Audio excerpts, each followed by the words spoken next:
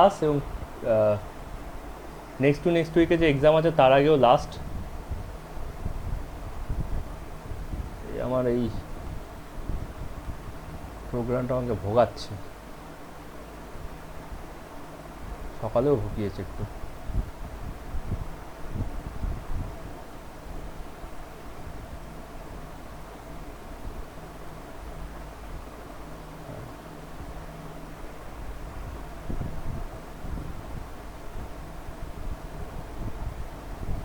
ওকে, আজকে আমরা যে টপিকগুলো পড়বো সেগুলো একবার ছোট্ট করে দেখে নিই। দেয়ার উইল বি 5-6 টপিক, তার মধ্যে দুটো মেজর টপিক হবে, বাকিগুলো সব মাইনর টপিক। ওই মেজর টপিকের থেকে জাস্ট কনক্লুশন মতো ওটা টেনে দিতে পারবো। ঠিক আছে, ফার্স্ট একটা হচ্ছে valence bond theory. Valence bond থিওরিটা আমরা শুরুতে যখন আমরা করছিলাম, ওয়ার্নার থিওরি করছিলাম, তখন ভ্যালেন্স বন্ড থিওরি কথাটা মেনশন করেছিলাম। ভ্যালেন্স বন্ড থিওরি নাম্বার 2 হচ্ছে crystal field theory. Valence bond theory কতগুলো প্যারালাইসিস আছে, তো সেগুলোকে যারা এক্সটেন্ড করে সেটা হচ্ছে ক্রিস্টাল ফিল্ড থিওরি। যেমনভাবে এখন মলিকুলার অরবিটাল থিওরি চলে এসছে, ঠিক আছে, মলিকুলার বন্ডিংয়ে মানে কেমিক্যাল বন্ডিংয়ে, ঠিক তেমনি এখানেও ক্রিস্টাল ফিল্ড থিওরি চলে এসছে instead of valence bond theory. ঠিক আছে, নেক্সট হচ্ছে colour of the compound, magnetic property of the compound. Number 4 হচ্ছে কালার অফ দ্য কম্পাউন্ড।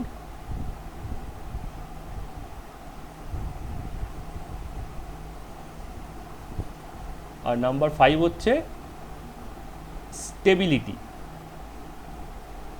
এছাড়া আরেকটা টপিকও আছে, কিন্তু সেটা আমি আগে কিছুটা টাচ করেছিলাম, সেটা হচ্ছে মেটাল কার্বনিলস। আগের দিনই যখন নিউট্রাল লিগ্যান্ড করাচ্ছিলাম এবং নোমেনক্লেচার করাচ্ছিলাম, তখন আমি মেটাল কার্বনিল সম্বন্ধে বলেছি। সুতরাং এটা আমরা টাচ না করলেও, তোমরা নিজেরা পড়লেও ব্যাপারটা বুঝতে পারবে।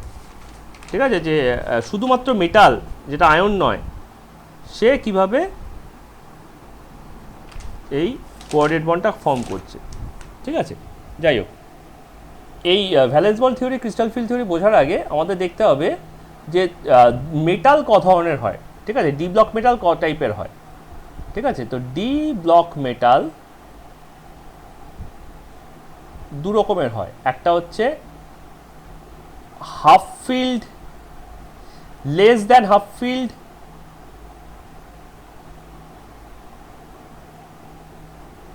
ইলেকট্রন, যেমন ধরো সিআর, ভি, টিআই, ঠিক আছে, তারপর ধরো এসসি, এরা হচ্ছে সব লেস দেন হাফ ফিল্ড। আর equal to or more than half field,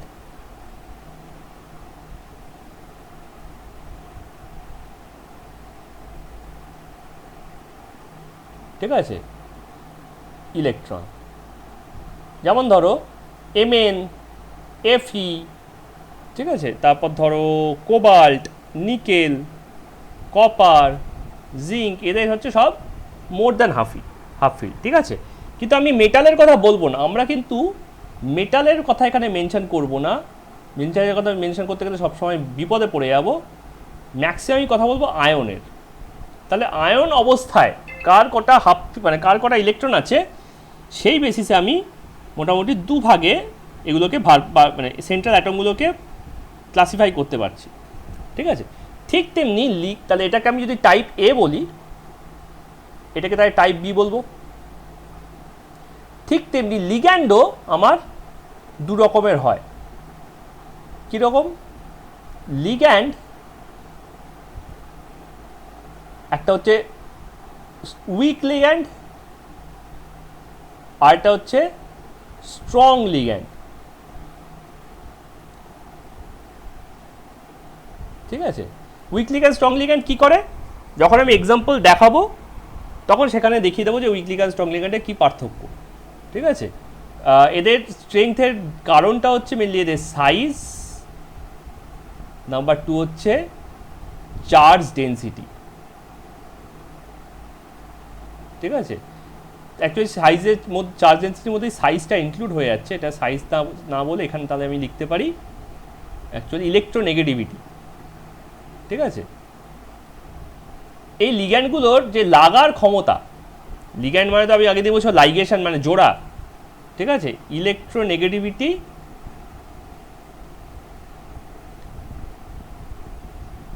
R charge ডেন্সিটির উপর বেস করে আমি লিগ্যান্ডগুলোকে উইক লিগ্যান্ড আর স্ট্রং লিগ্যান্ডে ক্লাসিফাই করতে পারি। ঠিক আছে, দে বাইন্ডস টাইটার, বাইন্ডস ফার্মলি, আর এটা হচ্ছে বাইন্ডস লুজলি। কিন্তু কি ভার্চুয়াতে সেটা পরে আসছি। ঠিক আছে, কারা কারা আছে সেই একটা টেবিল করে নেওয়া যেতে পারে। ঠিক আছে, এইদিকে আমি যদি লিখি উইক লিগ্যান্ড, ঠিক আছে, তা উইকের আন্ডারে কারা কারা পড়ে, আর এখানে যদি আমি লিখি স্ট্রং লিগ্যান্ড, তাহলে স্ট্রংয়ের আন্ডারে কারা কারা পড়ে। ঠিক আছে, আচ্ছা, উইকের আন্ডারে সবার প্রথমে পড়ছে আই মাইনাস, তারপর পড়ছে বিআর মাইনাস, তারপর পড়ছে এসসিএন মাইনাস, থায়োসায়ানাইড মাইনাস,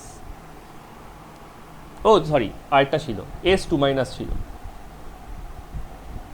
এসসিএন মাইনাস। ঠিক আছে, এরপর হচ্ছে আমার chlorine minus, N3 minus, N3 হচ্ছে অ্যাজাইড আয়ন, এটা একটা সিউডো হ্যালাইড, সিউডো হ্যালাইড। এরপর হচ্ছে F মাইনাস, OH মাইনাস।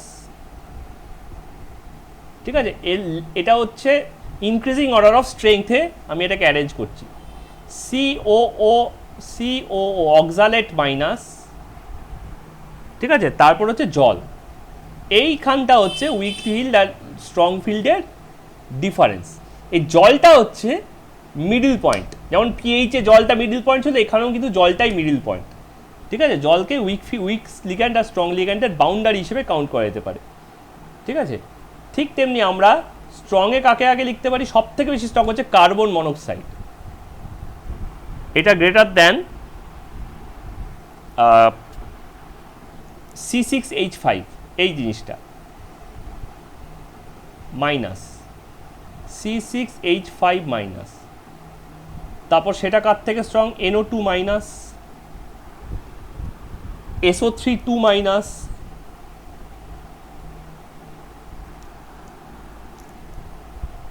তারপর আরেকটা আগের দিন কম্পাউন্ড দেখছিলাম CH2 NH2 ইথিলিন ডাইঅ্যামিন বলছিলাম এটাকে নোমেনক্লেচার করার সময়। এখানে একটা লিগ্যান্ড, এখানে একটা লিগ্যান্ড, বাইডেন্টেড লিগ্যান্ড, এটাকে সংক্ষেপে EN বলা হয়। This one, then it is greater than ammonia, which one is greater than cyanide, then H minus, NCS minus, and then this is stronger than H2O minus, H2O। ঠিক আছে, তার মানে এইখানে গিয়ে ব্যাপারটা কিন্তু একটা কমপ্লিট সিরিজ হচ্ছে। এই যে সিরিজটা তৈরি হলো এটাকে বলা হয় স্পেকট্রোকেমিক্যাল সিরিজ। ঠিক আছে, স্পেকট্রোকেমিক্যাল সিরিজ। এদের স্ট্রেংথের জন্য আমরা আলটিমেটলি যখন CFT করবো তখন দেখবো এদের স্ট্রেংথের জন্য ডিপেন্ড করে ডিফারেন্ট কম্পাউন্ডে ডিফারেন্ট কালার হয়। ঠিক আছে, যাক কালারের কম্পিটিশনে কালারের ইয়েতে পরে আসবো। ঠিক আছে, আগে আমরা এগুলোকে একটু দেখে নিই এক্সাম্পল দিয়ে যে এটা কি সিগনিফাই করে। ঠিক আছে, তাহলে এটাকে তুমি দাও 1, এটাকে তুমি দাও নাম্বার 2। ঠিক আছে, তাহলে আমি ফার্স্টে একটা A1 নিয়ে দেখি যে ব্যাপারটা কি হচ্ছে। ঠিক আছে, একটা A1 নিয়ে দেখলাম। A মানে যেখান থেকে যে কোনো একটা অ্যাটম ধরো, আর এখান থেকে যে কোনো একটা উইক লিগ্যান্ড ধরো ওই ওপরের লাইন থেকে। ঠিক আছে, ধরা যাক আমি নিলাম CrF 6 3 মাইনাস। তাহলে আমি অক্সিডেশন নাম্বার থেকে ক্লিয়ারলি জানতে পারি যে এফ হচ্ছে 6F মাইনাস, তাহলে ক্রোমিয়ামকে হতে হবে Cr3+, তবে এটা CrF6 3 মাইনাস করতে পারে। তাহলে তুমি ক্রোমিয়ামের ইলেকট্রনিক কনফিগারেশন দেখো ফার্স্টে, 1s2 2s2 2p6 3s2 3p6 4s2 3d4, এটা হওয়া উচিত ছিল, কিন্তু হয় কি, যেহেতু এখানে 4s এর দুখানা ইলেকট্রন আছে আর 3dতে 4টে আছে, ও হাফ ফিল্ড হওয়ার জন্য, যেহেতু হাফ ফিল্ড বেশি স্টেবল, একটা ইলেকট্রনকে এখান থেকে তুলে নিয়ে গিয়ে ওইখানে প্লেস করে দেয় যাতে ওটা স্টেবল হয়। তার মানে অ্যাকচুয়ালি ওটা ইলেকট্রনিক কনফিগারেশন কি 4s1 আর 3d5। ওকে, তাহলে এটা হয়ে গেল 4s1 আর 3d5, এইটা হচ্ছে ক্রোমিয়াম ইলেকট্রনিক কনফিগারেশন। এবার তুমি ক্রোমিয়ামকে এক্সাইট করো, এক্সাইট করলে কি হবে, ক্রোমিয়াম 3+ হয়ে যাবে। ক্রোমিয়াম 3+ হলে কি হবে, আউটার মোস্ট 4s থেকে দুটো ইলেকট্রন বেরোবে, একটা ইলেকট্রন বেরোবে, আর এখান থেকে দুটো ইলেকট্রন বেরিয়ে যাবে। তাহলে ইলেকট্রনিক কনফিগারেশন কি পড়ে থাকবে, 1s2 2s2 2p6 3s2 3p6 3d3। তাহলে 3dতে তিনখানা ইলেকট্রন পড়ে আছে, দুটো ঘর ফাঁকা,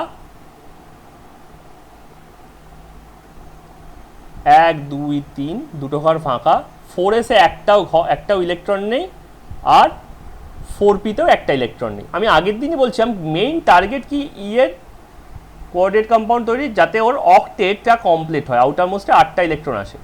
তাহলে এ চাইবে, ক্রোমিয়াম চাইবে এই 6টা ঘরে, 1 2 3 4 5 6, 6টা ঘরে যেন 6টা লোন পেয়ার ঢোকে। তা দেখো 4s-টা দুখানা, 4p-টা 6খানা হয়ে গিয়ে 8টা ইলেকট্রন হয়ে যাচ্ছে, ওর আউটার মোস্ট কমপ্লিট হয়ে যাবে। তো ক্রোমিয়াম করলো কি, 6খানা ফ্লোরিনকে ইনভাইট করলো,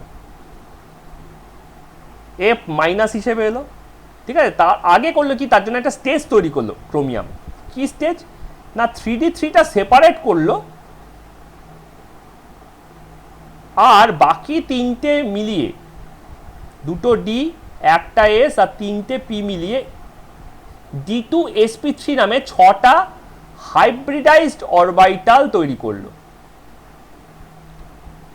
যাতে ফ্লোরিনগুলো এসে কোনো রকম করে ঝগড়া না করে। আদারওয়াইজ কি, এর এনার্জি লেভেল কম, এর এনার্জি লেভেল তার থেকে বেশি, এনার্জি লেভেল তার থেকে বেশি, ওরা মিলে ঝগড়া করবে, ভাই তুই কেন কম এনার্জি লেভেলে আছিস, ভাই তুই কেন বেশি এনার্জি লেভেলে আছিস, আমরা তো সবাই সেম, ডিসক্রিমিনেশন কেন, এই কোয়েশ্চেনটা উঠে যাবে। তাই জন্য করলো কি, ও সবকটাকে মিলিয়ে হাইব্রিডাইজ করে নিল। এবার যখন ক্রোমিয়াম ফ্লোরিনকে ইনভাইট করলো যে ভাই আয়, তোর জন্য আমি জায়গা বানিয়ে রেখেছি, ফ্লোরিন নাচতে নাচতে এসে ওই ফাঁকা ঘরগুলোতে লোন পেয়ার ঢুকিয়ে দিল, ঠিক আছে। তাহলে এখানে আবার একটা F মাইনাস, তার কাছে লোন পেয়ার, একটা F মাইনাস, তার কাছে লোন পেয়ার, আরেকটা F মাইনাস, তার কাছে lone pair, F minus lone pair, F minus lone pair, F minus lone pair নিয়ে এরা সবাই এখানে টাক টাক টাক টাক করে নিজেদের লোন পেয়ারগুলো কোঅর্ডিনেট বন্ডের থ্রু দিয়ে ডোনেট করে দিল।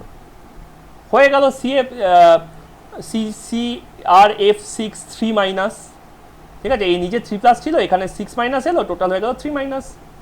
তাহলে এই যে হাইব্রিডেশন, এটা হলো D2sp3,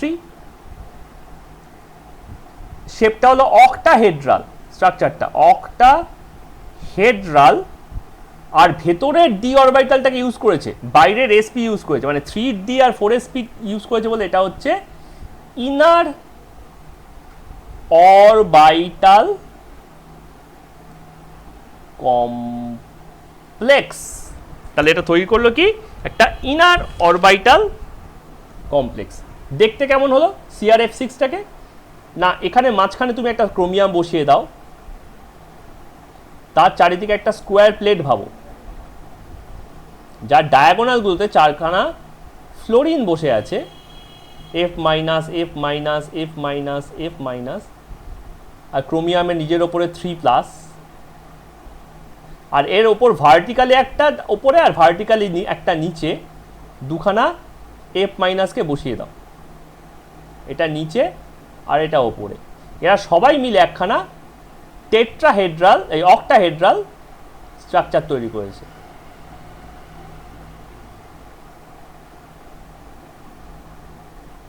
ঠিক আছে, এইখানে একটা স্কোয়ার প্লেট হয়ে যাবে,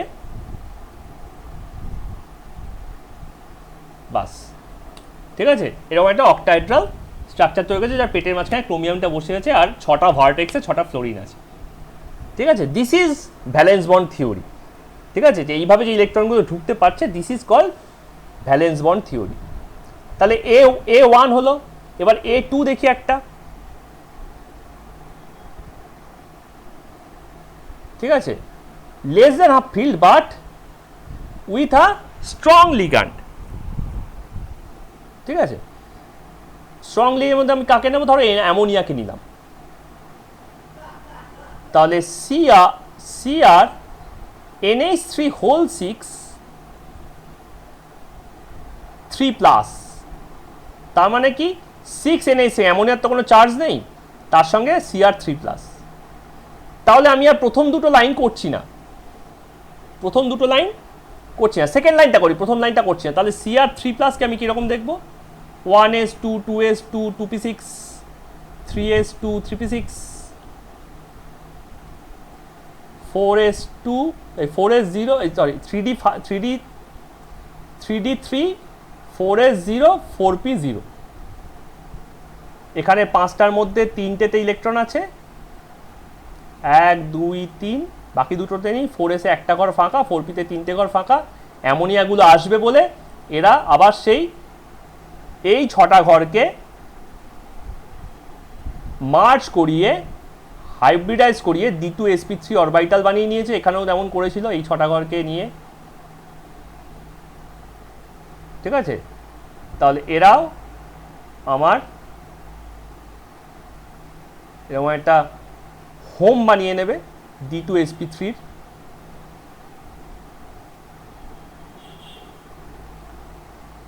D2sp3। ঠিক আছে, তাহলে যদি 6টা অ্যামোনিয়া আসুক, NH3 NH3 NH3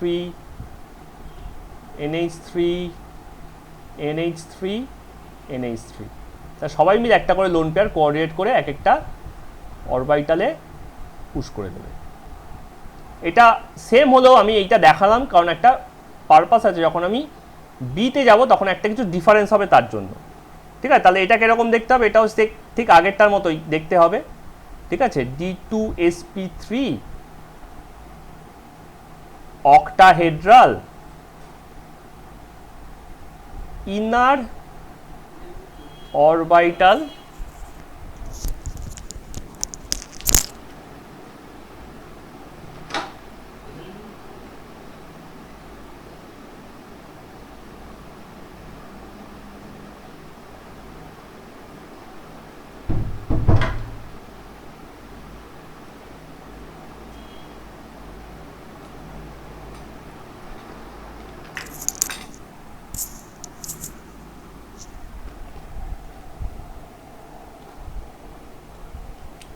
inner orbital complex. তাহলে এটাও আমার একই রকম দেখতে হবে। ক্রোমিয়াম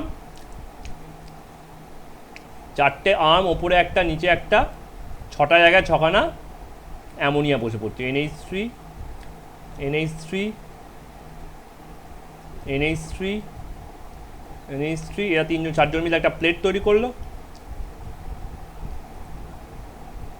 ওপরে একটা NH3 আর তলা একটা NH3, এরা মিলে ভার্টেক্সগুলো জুড়ে দিল জাস্ট।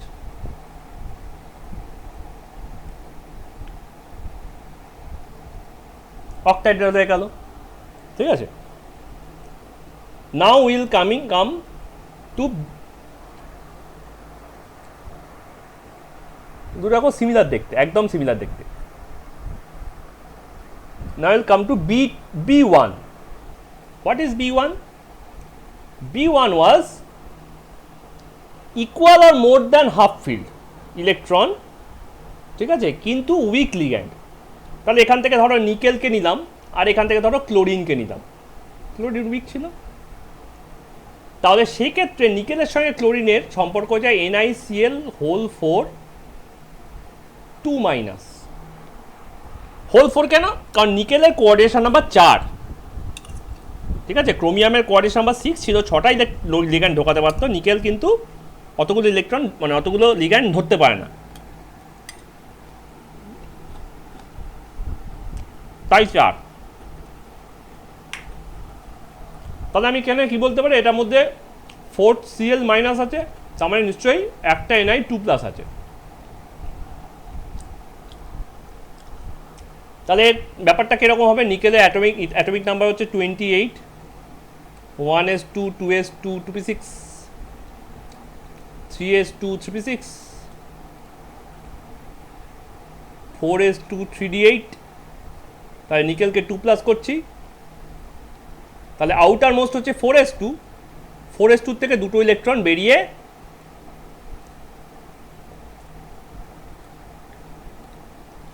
চলে যাবে, ঠিক আছে, 1 2 3 4 5 6 7 8,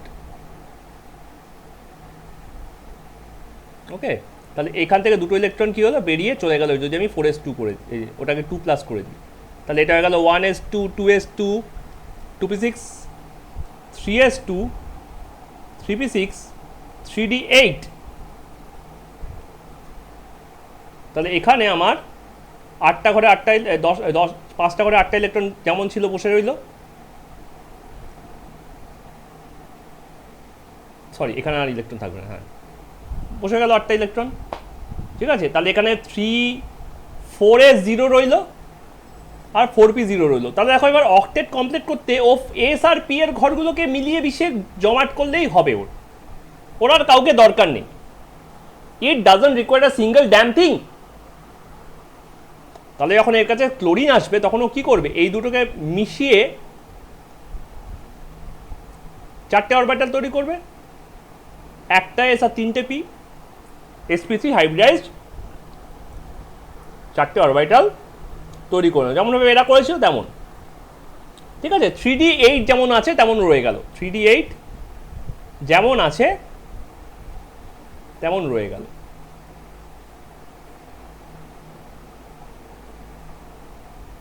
ঠিক আছে। কেন না NiCl4 মাইনাস হচ্ছে। তাহলে এবার কি হবে, এবার এখানে একটা Cl মাইনাস আসবে,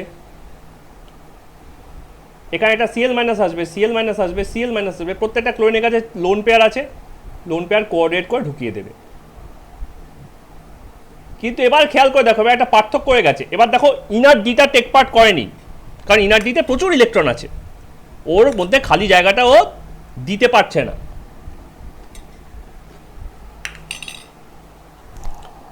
ঠিক আছে। তাহলে এটা হলো কি sp3 hybridised, sp3 hybridised, sp3 হলে ইয়ে কি হয়, হাইব্রিডাইজড, sp3 হলে স্ট্রাকচার হয় tetrahedral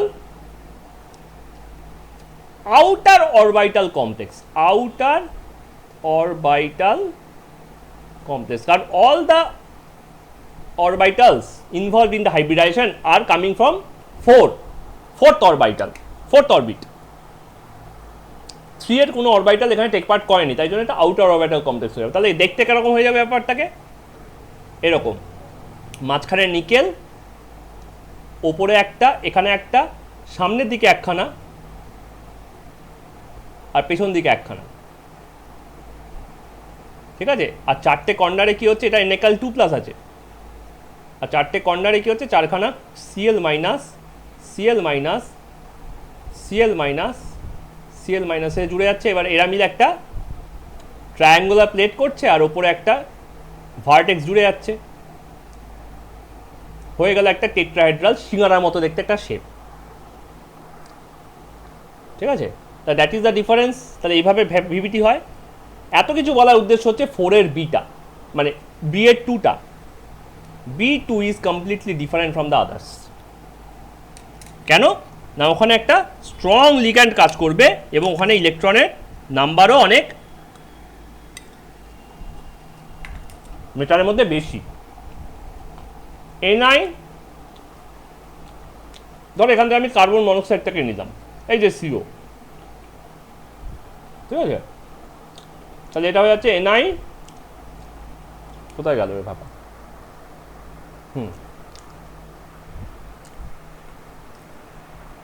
NiCO whole 4,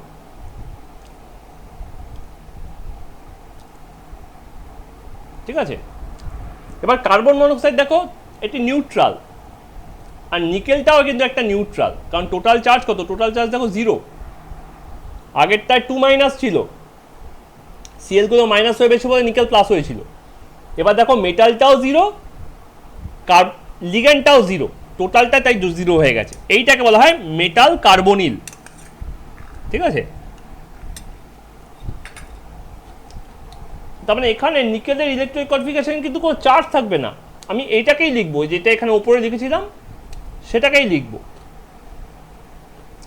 1s2 2s2 2p6, 3s2 3p6, 4s2 3d8। এইখানেই হচ্ছে মজা, 4s এ দুটো ইলেকট্রন আছে তো, আর 3 তে 8টা ইলেকট্রন আছে, 8টা ইলেকট্রনের মধ্যে দুটো আনপেয়ার্ড আছে,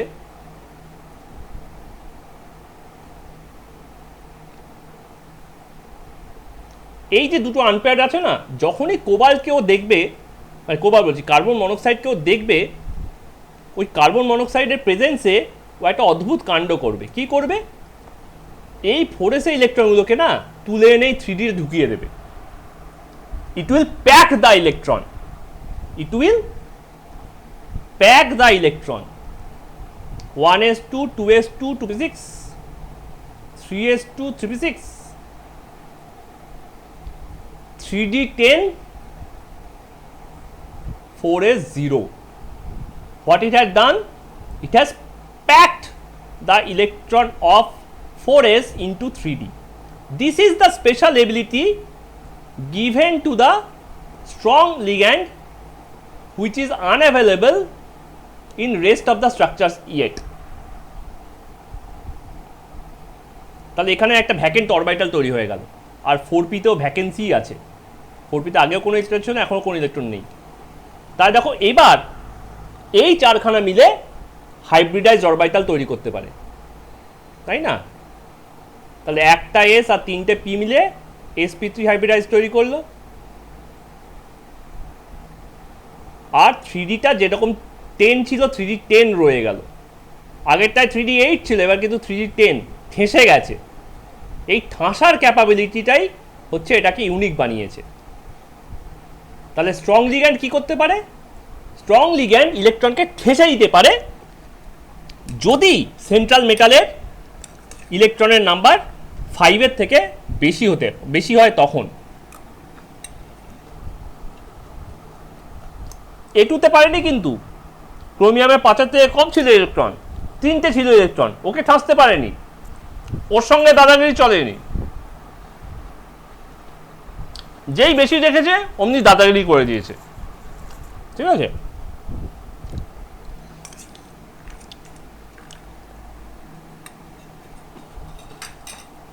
তাহলে এবার যদি 4খানা কার্বন মনোক্সাইড আসে,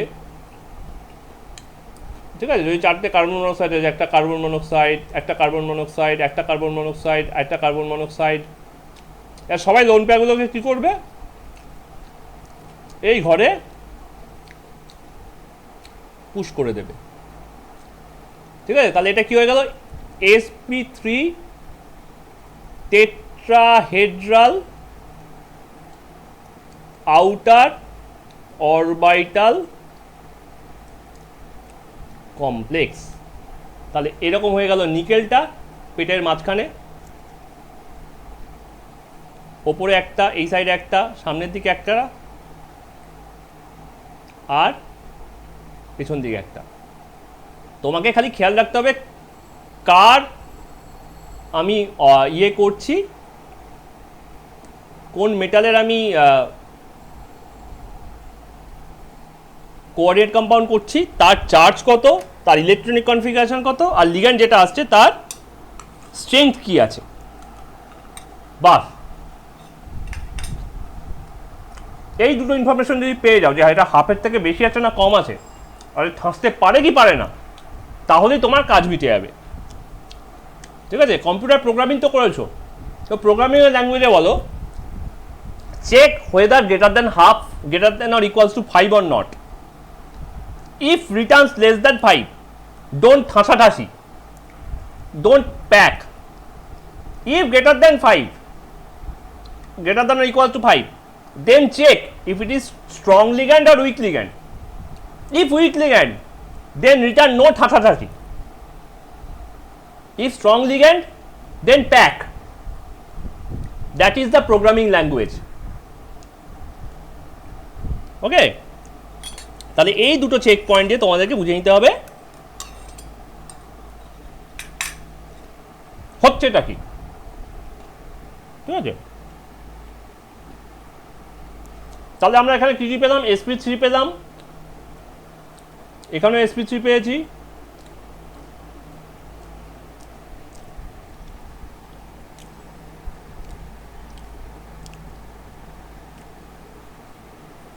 ঠিক আছে, আরও দুটো দেখব স্পেশাল কেস, বোনাস ট্র্যাক। ঠিক আছে, বোনাস একটা হচ্ছে NiCN হোল 4 2 মাইনাস, আরেকটা হচ্ছে COF6 3 মাইনাস। ঠিক আছে, এই দুটো একটু স্পেশালি দেখার দরকার আছে।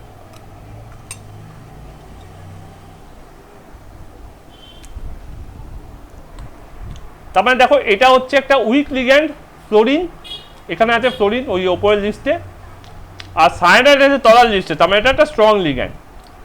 ঠিক আছে, তাহলে এখানে নিকেলের স্ট্রাকচার কি, Ni2+ আর 4CN মাইনাস, আর এখানে কি হচ্ছে 6F মাইনাস, তার মানে নিশ্চয়ই কোবাল্টকে 3+ হতে হবে, আদারওয়াইজ টোটালটা 3 মাইনাস হবে না। তাহলে Ni2+ মানে আমার এই স্ট্রাকচারটা আছে 3D8। ঠিক আছে, তাহলে এটা হয়ে যাবে কি Ni2+, 1s2 2s2 2p6 3s2 3p6 3d8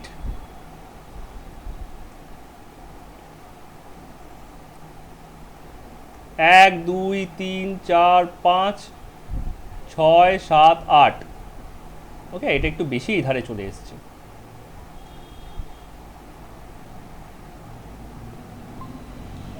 hello sir, call এসেছিল বলে ঘুরিয়ে দিচ্ছিলাম, সরি।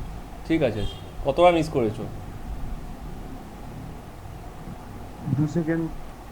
আচ্ছা ঠিক আছে, আমি বলছি আমি দুটো এক্সাম্পল দিচ্ছি, একটা হচ্ছে NiCN হোল 6, একটা হচ্ছে COF হোল 6। ঠিক আছে, COF6 হোল 3 মাইনাস, আর এটা হচ্ছে NiCN হোল 4 হোল 2 মাইনাস। ঠিক আছে, তো Ni2+এরটা আমি ওপর থেকে ধার করতে পারি, আমার বারবার Ni-টা লিখছি না, Ni2+এরটা লিখছি। ঠিক আছে, এই অবস্থায় আর কি আছে 4s0 আছে। ঠিক আছে, 4s0 ভাই কাজ করছে না কেন রে ভাই,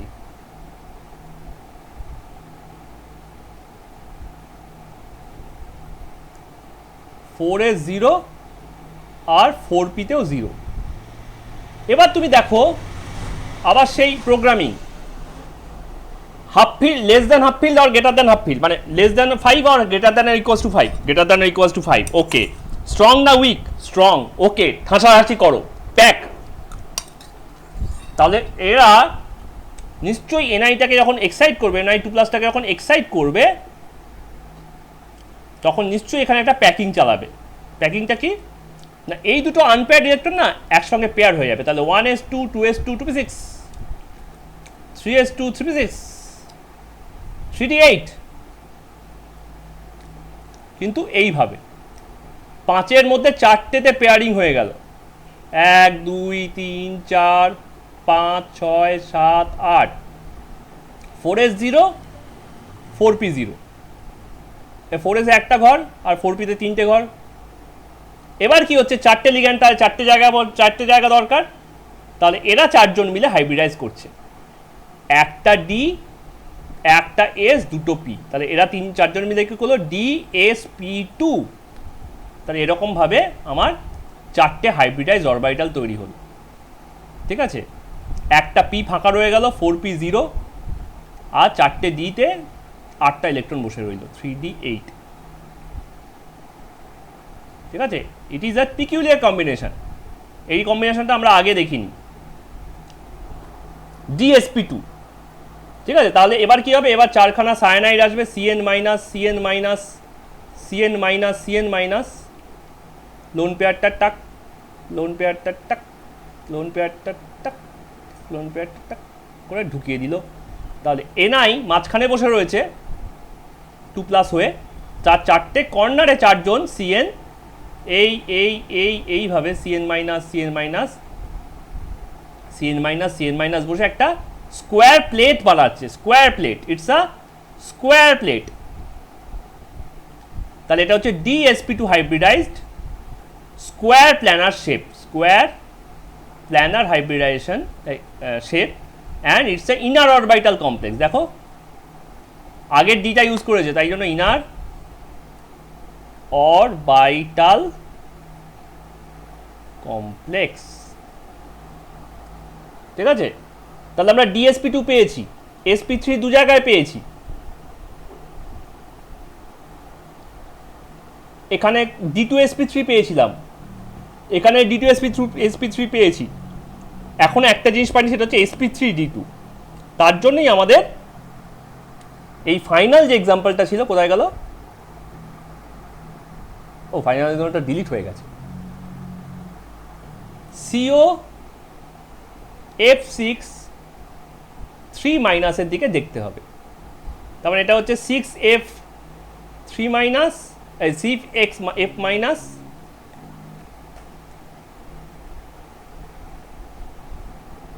আর CO3+।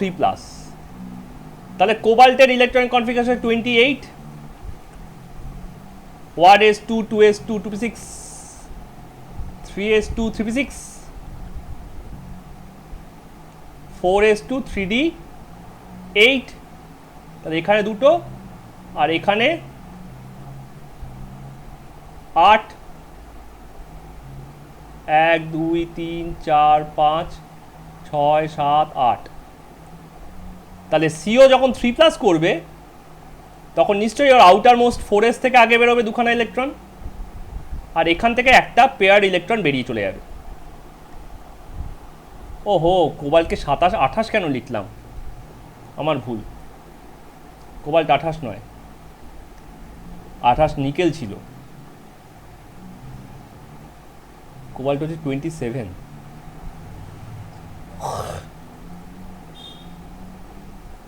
ঠিক আছে, তাহলে যখন 3+ করছে তখন ওর এখান থেকে ইলেকট্রন বেরোচ্ছে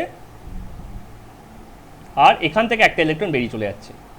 তাহলে এটা হয়ে যাচ্ছে কি 1s2 2s2 2p6 3s2 3p6 3d6। এটা মুছতে ভুলে গেলাম,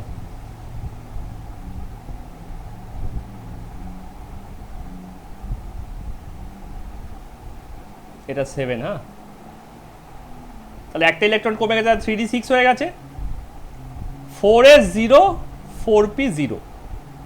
তাহলে এবার দেখো 3d-তে 6খানা ইলেকট্রন, এভাবে আছে 1 2 3 4 5 6, ফাঁকা ফাঁকা। ঠিক আছে, আরেকটা জিনিসও ফাঁকা আছে, এটা কত, 4d-টাও 0 আছে। কেন 4d-টা 0 আনছি,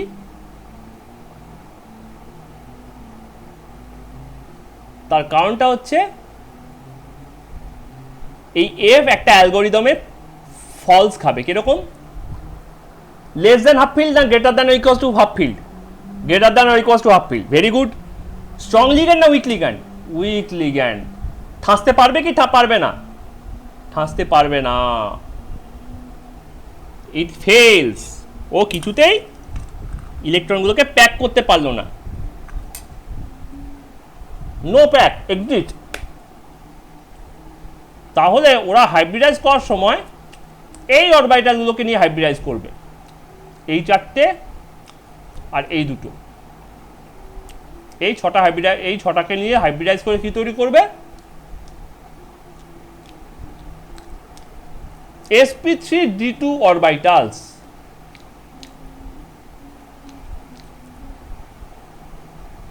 ছখানা অরবিটাল তৈরি করলো, এদের মধ্যে দেখো একটা এস, তিনটে পি আর দুটো ডি। এই ডিটা কিন্তু বাইরের ডি, ভেতরের ডি নয়। আগেরগুলো d2sp3 হচ্ছে, এটা কিন্তু sp3d2 উল্টো দিকের ডি। এই 4dটা জিরো, এখানে যে তিনটে ঘর রয়েছে এইগুলো জিরো, আর এখানে 3dতে আমার 6টা ইলেকট্রন রয়ে গেছে, এগুলোতে কেউ টাচ করতে পারেনি।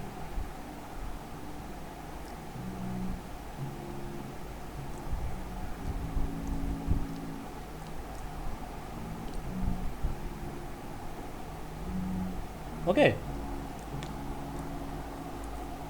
সো দিস বিকাম, এবার তৈরি তার মধ্যে আমি ফ্লোরিনগুলোকে ঢোকাই, এফ মাইনাসগুলোকে, ঠিক আছে, F minus, F minus, F minus, F minus, F minus, F minus, lone pair, lone pair,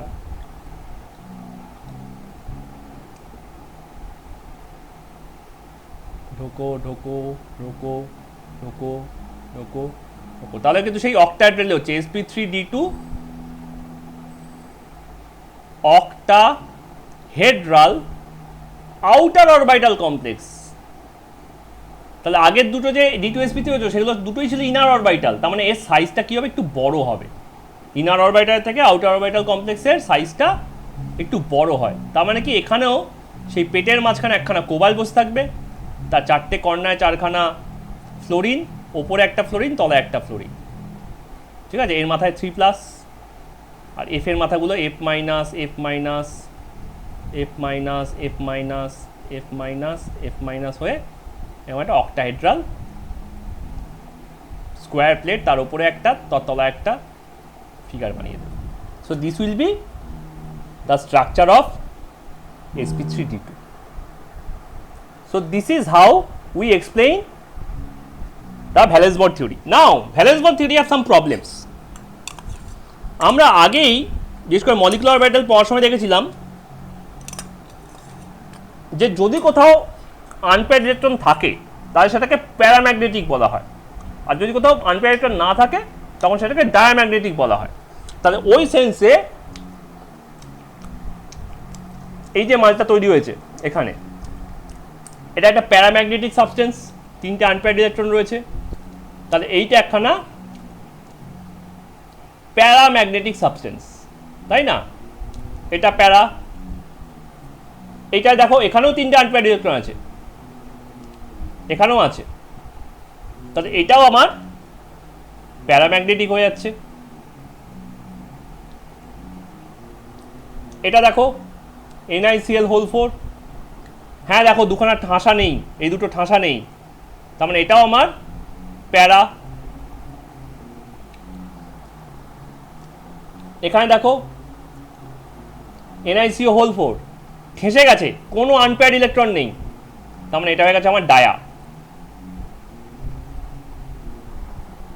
এখানে দেখো ঠেসে গেছে, কোনো আনপেয়ার্ড ইলেকট্রন নেই, দেখো ঠেসে গেল তো চারখানা ঘরে, তাহলে এটাও আমার ডায়া। আর এখানে না ঠাসতে পারেনি, চারখানা আনপেয়ার্ড ইলেকট্রন আছে, তাহলে এটা আমার কি হচ্ছে? প্যারা হয়ে যাচ্ছে।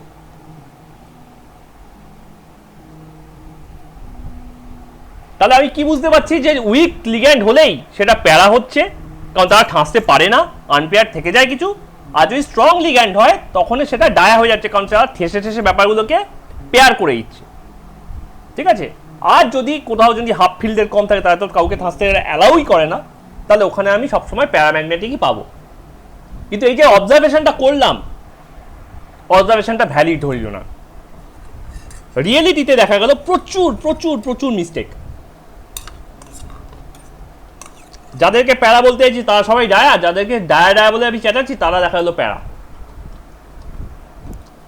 তাহলে এই থিওরিটা কাজ করলো না, রিজেক্ট হয়ে গেল।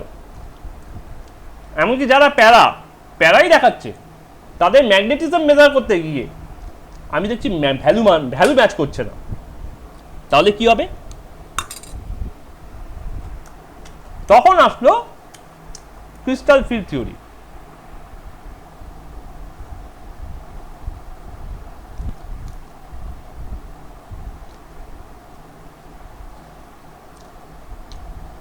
যেহেতু ভ্যালু ম্যাচ করলো না, তার জন্য আমাকে নতুন থিওরি ইয়ে করতে হলো, crystal field theory. Crystal field theory বলছে এসব কোঅর্ডিনেট বন্ড কিছু হয় না, যাত্রী। হ্যাঁ, আর এইসব inner orbital outer orbital complex বলেও কিছু হয় না, যা বাবা। তাহলে সোজা কথা কি? সোজা কথা লিগ্যান্ডগুলো স্ট্রেংথ ম্যাটার করে, ঠিক কথা, কিন্তু ইলেকট্রনগুলো এভাবে বাইন্ড হয় না। তাহলে কিরকম হয় বলছে, দেখো এখানে ধরো একটা মেটাল আছে, মেটালের ডি অরবিটাল আছে। ডি অরবিটালগুলো কিরকম হতে পারে? এরকম হতে পারে, ঠিক আছে? এটা যদি ওয়াই অ্যাক্সিস হয়, এটা যদি এক্স অ্যাক্সিস হয়, তাহলে এরকম একটা অরবিটাল হতে পারে। তাই এটা ডি এক্স ওয়াই এরকম হতে পারে। এটা যদি ওয়াই হয়, এটা যদি জেড হয়, তাহলে এরকম হতে পারে একটা D Z X, D Y Z. আবার এরকম হতে পারে, এটা জেড আর এটাকে এক্স বলতে পারো। তাহলে এইখানে তুমি চারখানা অরবিটাল এরকম দেখতে পাও, ডি জেড এক্স। এই অরবিটালগুলোকে বলা হচ্ছে রেডিয়াল অরবিটাল।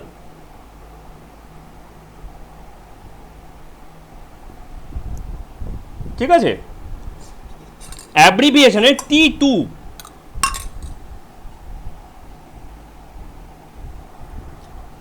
ঠিক আছে, আর দুটো অরবিটাল আছে যারা অ্যাক্সিসগুলোর উপর লাই করে।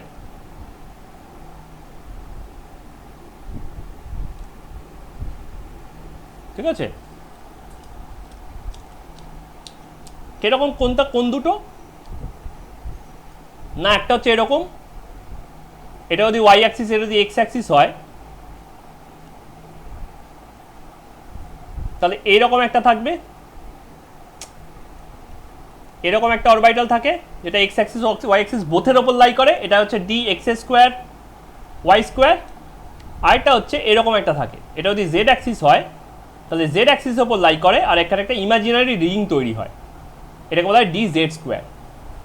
তো যেহেতু এটা অ্যাক্সিসের উপর আছে, তাই জন্য এটাকে বলা হয় অ্যাক্সিয়াল অরবিটাল। অ্যাক্সিয়াল অরবিটাল বলছি। এবার তুমি একটা মেটালের চারিদিকে লিগ্যান্ড আনছো, কিরকম ভাবে আনতে পারো? এটা মেটাল আছে, একটা গোল,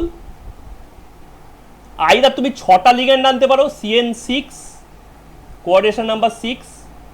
তাহলে সেক্ষেত্রে 6টা লিগ্যান্ড কোথা থেকে আসবে? একটা ওপর থেকে আসবে, একটা নিচ থেকে অ্যাপ্রোচ করবে, একটা ডান দিক থেকে অ্যাপ্রোচ করবে, একটা বাঁ দিক থেকে অ্যাপ্রোচ করবে, একটা পেছন থেকে অ্যাপ্রোচ করবে, আর একটা সামনে থেকে অ্যাপ্রোচ করবে। বুঝা যাচ্ছে তো? এগুলো হচ্ছে কি না, এটা হচ্ছে আমার লিগ্যান্ড।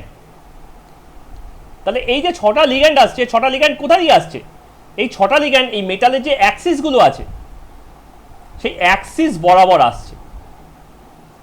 তাহলে অ্যাক্সিসের যে ইলেকট্রনগুলো আছে বা অ্যাক্সিস যে অরবিটালগুলো আছে, সেগুলো কি হবে? এই লিগ্যান্ডগুলোর নেগেটিভ চার্জের জন্য, এই লিগ্যান্ডগুলো তো বাইরে একটা ইলেকট্রন আছে, এই চার্জের জন্য না ওদের এনার্জি লেভেল বেড়ে যাবে।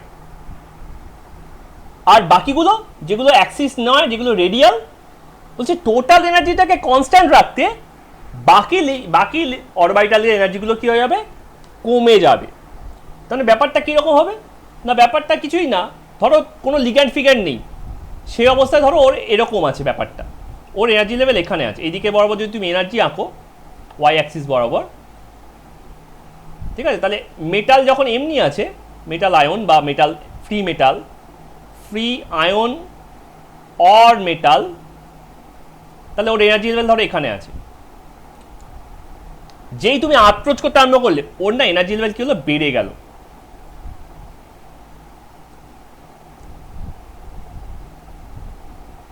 ওর এনার্জি লেভেল বেড়ে গেল, এক্সাইটেড হয়ে গেল। কিন্তু এই এক্সাইটেড অবস্থাটাও বেশিক্ষণ ধরে রাখতে পারে না। কেন না, হচ্ছে অ্যাপ্রোচ করলে একটা রিপালশন বেশি হয়, একটা রিপালশন কম হয়। তো অ্যাভারেজে এই লেভেলটাকে ইকুয়াল রাখতে এটা দুভাবে স্প্লিট হয়ে যায়। একটা হচ্ছে দুখানা অরবাইটাল ওপরে চলে যায়, আর নিচের দিকে চলে আসে কত, নিচের দিকে চলে আসে 3টে অরবাইটাল। ঠিক আছে, নিচের দিকে চলে আসে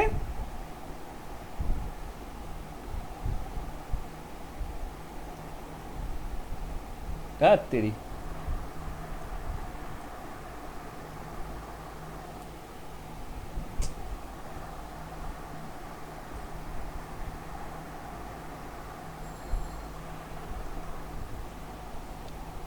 নিচের দিকে চলে আসে 3টে অরবাইটাল। এই লেভেলটাকে আমি যদি গ্রাউন্ড লেভেল ধরি, এটাকে যদি 0 বলি, এই লেংথটা হচ্ছে -4 আর এই লেংথটা হচ্ছে +6। ঠিক আছে, তাহলে এই দুটোর গ্যাপকে কত ধরতে পারি, এই দুটোর গ্যাপকে আমি ধরতে পারি 10, তাই না? কেন এরকম তলায় -4 ওপরে +6 গেল? কারণ তলাতে বেশি ইলেকট্রন ঢোকার জায়গা আছে, ওপরে কম ইলেকট্রন ঢোকার জায়গা আছে। অন অ্যান অ্যাভারেজ, ঠিক আছে, তলায় যদি একটা করে ইলেকট্রন ঢোকে তাহলে ওর এনার্জি 4 করে কমে, আর উপরে যদি একটা করে ইলেকট্রন ঢোকে তাহলে এনার্জি 6 করে বাড়ে। তাহলে অন অ্যান অ্যাভারেজ ব্যাপারটা 0ই থাকে। ঠিক আছে, আমি যখন ক্যালকুলেট করে দেখাবো তখন দেখিয়ে দেবো ব্যাপারটা কী হচ্ছে। ঠিক আছে, তো এই ব্যাপারটাকে বলা হয় ক্রিস্টাল ফিল্ড স্প্লিটিং। ঠিক আছে, এবার যেহেতু 6টা লিগ্যান্ডের জন্য হয়েছে এবং তাতে 6টা লিগ্যান্ডের জন্য যেহেতু অক্টাহেড্রাল স্ট্রাকচার হয়, আমরা আগের চ্যাপ্টারেই দেখেছি, আগের পেজেই দেখেছি, তাই না? এখানে দেখলাম না D2sp3 আর sp3d2 দুটোর জন্য আমি অক্টাহেড্রাল পাচ্ছিলাম। এই যে এখানে D2sp3 এর জন্য অক্টাহেড্রাল, এখানে D2sp3 এর জন্য অক্টাহেড্রাল, এখানে D2sp3d2 এর জন্য অক্টাহেড্রাল। তাহলে সব জায়গায় অক্টাহেড্রাল অক্টাহেড্রাল পাচ্ছিলাম। তাহলে এইটাকে বলা হয় অক্টাহেড্রাল স্প্লিটিং। ঠিক আছে, এটাকে বলা হচ্ছে octahedral splitting due to coordination number 6। ঠিক আছে, এরকম ভাবে ক্রিস্টাল, এটাকে ক্রিস্টাল ফিল্ড স্প্লিটিং বলে। This is a type of crystal field splitting. Why crystal field? Because এই যে কোঅর্ডিনেট কম্পাউন্ডের যে আয়নটা তৈরি হবে, এটা কি? এটা তো একটা ক্রিস্টাল, ডেফিনিট একটা জিওমেট্রিক শেপ আছে, ক্রিস্টালের সমস্ত ভার্চু এর মধ্যে কাজ করে। এটা 3টে টাইপ, একটা হচ্ছে অক্টাহেড্রাল, একটা হচ্ছে টেট্রাহেড্রাল, আর একটা হচ্ছে স্কোয়ার প্ল্যানার। স্কোয়ার প্ল্যানারটা তোমাদের সিলেবাসে নেই। ঠিক আছে, তো যাই হোক, এই অক্টাহেড্রাল স্প্লিটিং তৈরি করছে। আর যদি 6টার জায়গায় 4টে আসে তখন কি হবে? 4টে আসলে মাঝখানে রয়েছে মেটালটা,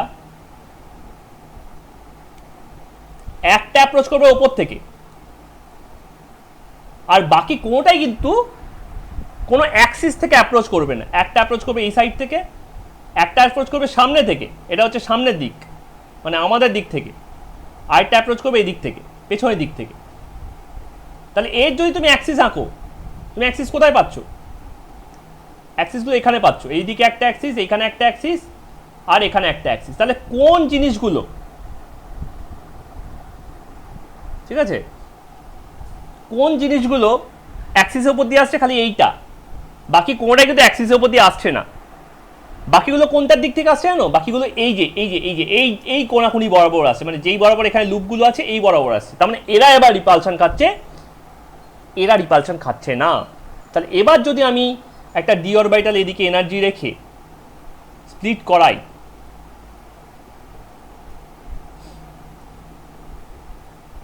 এর প্রথমে যখন লিগ্যান্ডটা আনছি এর এনার্জি বেড়ে গেল,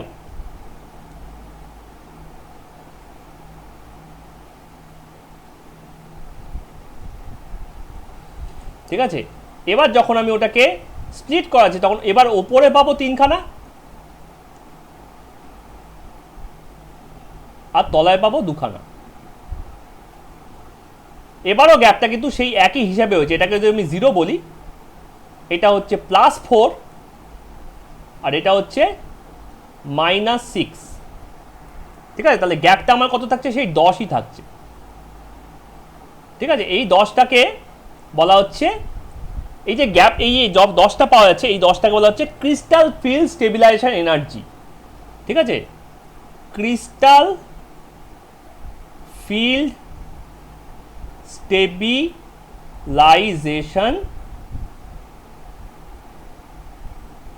এনার্জি।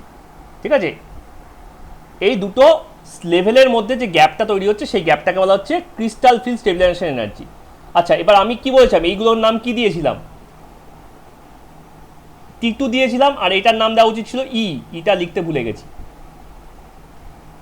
ঠিক আছে, তাহলে এইগুলো হচ্ছে আমার সেই T2 গুলো। ঠিক আছে, dxy, dyz, dzx, আর এটা হচ্ছে সেই dx স্কোয়ার y স্কোয়ার,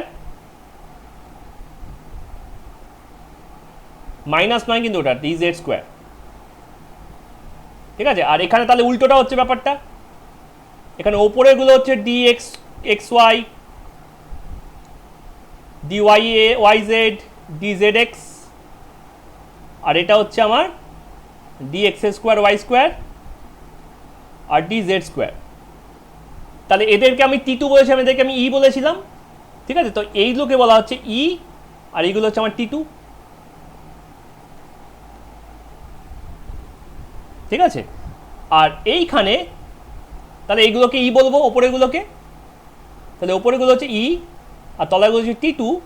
কিন্তু দুটোকে ডিস্টিংশন করার জন্য কোন T2টা ওপরে আর কোন T2টা তলায়, তাই জন্য এখানে একটা জি লাগানো হয়েছে। ঠিক আছে, এটাকে ইজি আর T2G বলা হচ্ছে, আর ওখানে বলা হচ্ছে কি আর T2।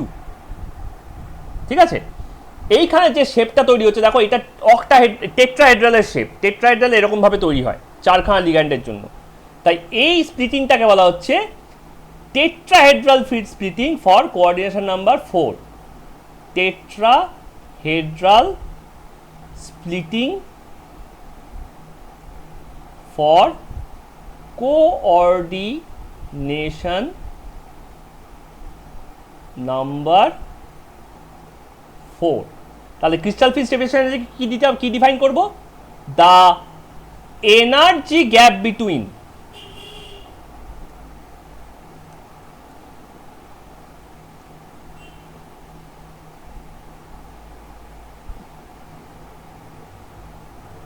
EG and T2G for octahedral splitting or T2 and E for tetrahedral splitting। ঠিক আছে, তো এই ব্যাপারটাকে বলা হচ্ছে ক্রিস্টাল ফিল্ড স্টেবিলাইজেশন এনার্জি বা CFSE।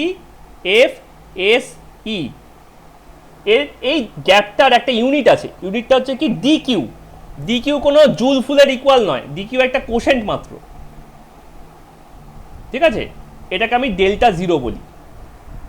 Δ0 হচ্ছে যখন ওখানে কোনো একটাও ইলেকট্রন নেই ডি অরবিটালে, তখনও যদি আমি একটা লিগ্যান্ডকে আনি, 6খানা লিগ্যান্ড বা 4খানা লিগ্যান্ড, তাহলে যে ইনিশিয়াল গ্যাপটা তৈরি করে। মজার কথা হচ্ছে এই যে এনার্জির গ্যাপটা, ওটার এটার গ্যাপটা সেম, এটাও 10dq।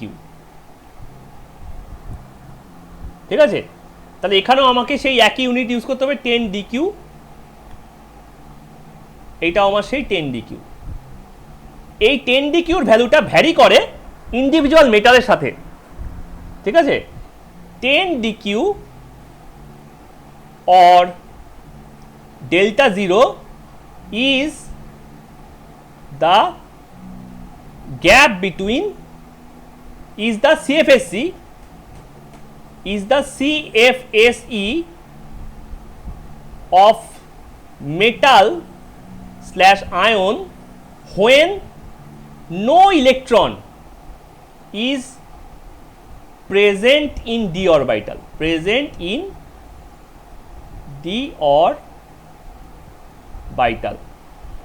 that same value is also applicable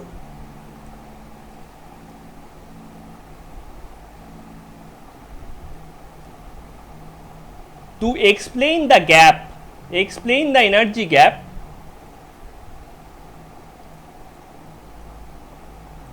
between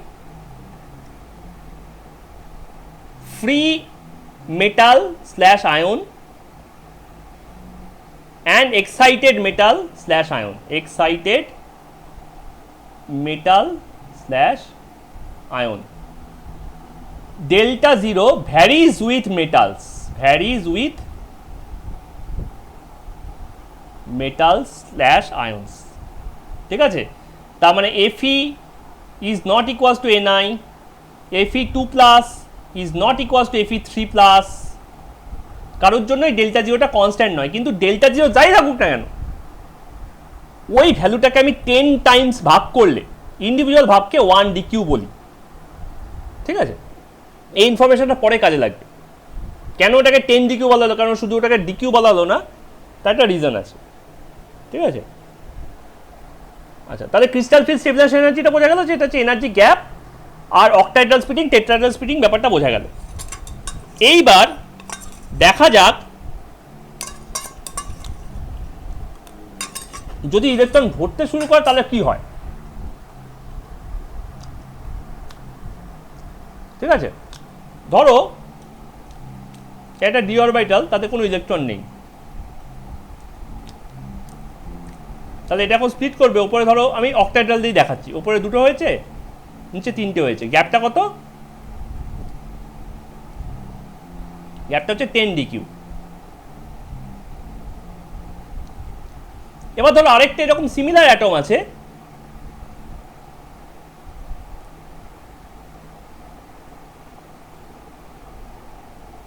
তাতে একটা ইলেকট্রন আছে, তাহলে এটা যখন স্প্লিট করবে উপরে দুটো আর তলায় একটা হবে, তলায় তিনটে হবে। এবারে এই একটা ইলেকট্রন যাবেটা কোথায়? বলছে হুন্ড রুল আর আউটবাউ প্রিন্সিপালকে যদি ফলো করে ইলেকট্রনগুলোকে ভরাও, তাহলে এই ইলেকট্রনটা এখানে চলে যাবে, আর যেই এখানে গেল অমনি কি হলো, এর এনার্জিটা না কিছুটা নেমে এলো, এই গোটাটার এনার্জিটা কিছুটা ডিক্রিজ করে গেল, তার মানে ব্যাপারটা আরো স্টেবল হয়ে গেল, গ্যাপটা আরো বেড়ে গেল, ব্যাপারটা আরো স্টেবল হয়ে গেল।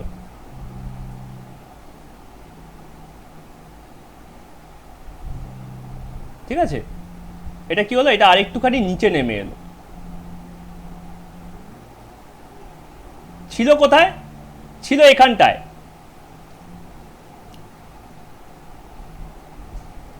এই গ্যাপটা 10 ডিকিউ ছিল, এখানে আরো এটা 4 কমে গেল। তাহলে what is the new delta? New delta will be delta 0 plus -4 DQ.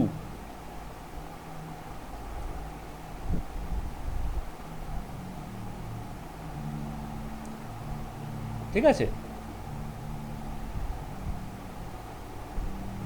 Sorry, এটা মাইনাস, এটাও মাইনাস,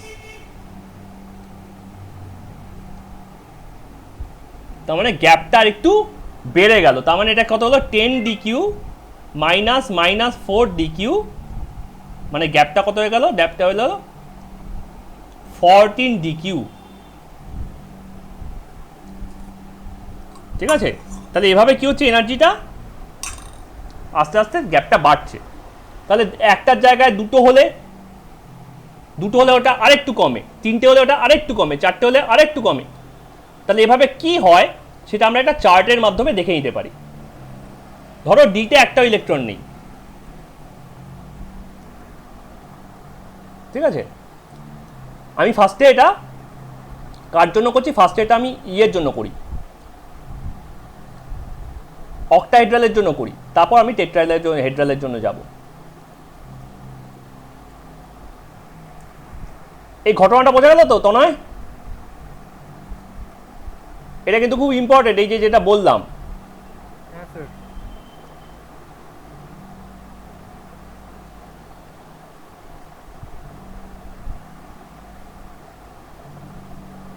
ওকে, তাহলে আমি ডি এর ক রকম ভ্যারাইটি পাই, ডি এর অনেক 10 রকম 11 রকম ভ্যারাইটি পাই। কীরকম? D0, D1, D2, D3, D4, D5, D6, D7, D8, D9 আর D10। তাই প্রত্যেকটা ক্ষেত্রেই আমার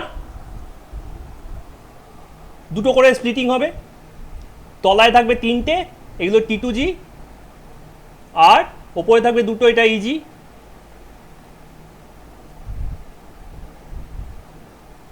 তাহলে প্রত্যেকটা ক্ষেত্রে আমার এরকম একটা দুটো স্প্লিটিং হচ্ছে। আমি কতগুলো করে ইলেকট্রন ঢোকাচ্ছি সেটা দেখাবো জাস্ট।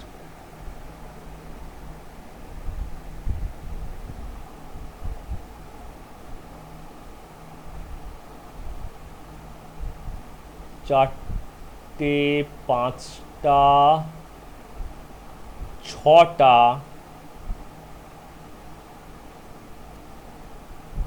7টা, 8টা, 9টা, 11 রকম ভ্যারাইটি, কারণ 0 থেকে 10, 0টাও ইনক্লুডেড, 10টাও ইনক্লুডেড, তাই একটা ভ্যালু বেশি হয়, 10টা এবং 11টা। তাহলে এখানে এটা হচ্ছে Hund's rule and Aufbau both follow করছে। ঠিক আছে, আমি কাকে আনলাম? Coordination number 6, octahedral splitting.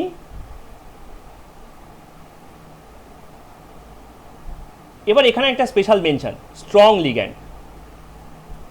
ঠিক আছে, একটা স্ট্রং লিগ্যান্ডকে আমি এখানে ইনভাইট করেছি। তাহলে T2-তে কটা ইলেকট্রন থাকবে? ইজিতে কটা ইলেকট্রন থাকবে? আর ডেল্টা আর কত ডিকিউ করে কমছে, ডিকিউ কত হচ্ছে সেটা আমি এখান থেকে ক্যালকুলেট করে বার করব। ঠিক আছে, তলায় নামার জন্য 4 করে কমে, ওপরে ওঠার জন্য 6 করে বাড়ে। মানে ওপরে যদি ইলেকট্রন ঢোকে তাহলে 6 করে বাড়ে, তলায় নামলে 4 করে কমে। এটা হচ্ছে অক্টাহেড্রালের নিয়ম। টেট্রাহেড্রালের ঠিক উল্টোটা। তাই এখন 0 0 আছে, তাই T2-তেও 0, ইজিতেও 0, তাই ডিকিউ 0। ঠিক আছে, তাহলে এটা কোনো ইলেকট্রন নেই। কিন্তু এটা যদি 1 আর এটা 0 হয়ে যায়, তাহলে এখানে একটা 2 0, দুটো 3 0, তিনটে 4 0। কেন না? T2 ভরার আগে তো ইজি ভরতে পারবে না, আউটবার আর হুন দুখানে কি ফলো করছে। ঠিক আছে, তাহলে 1 2 3 4 5 0, 1 2 3 4 5 6 0, 1 2 3 4 5 6 6 1।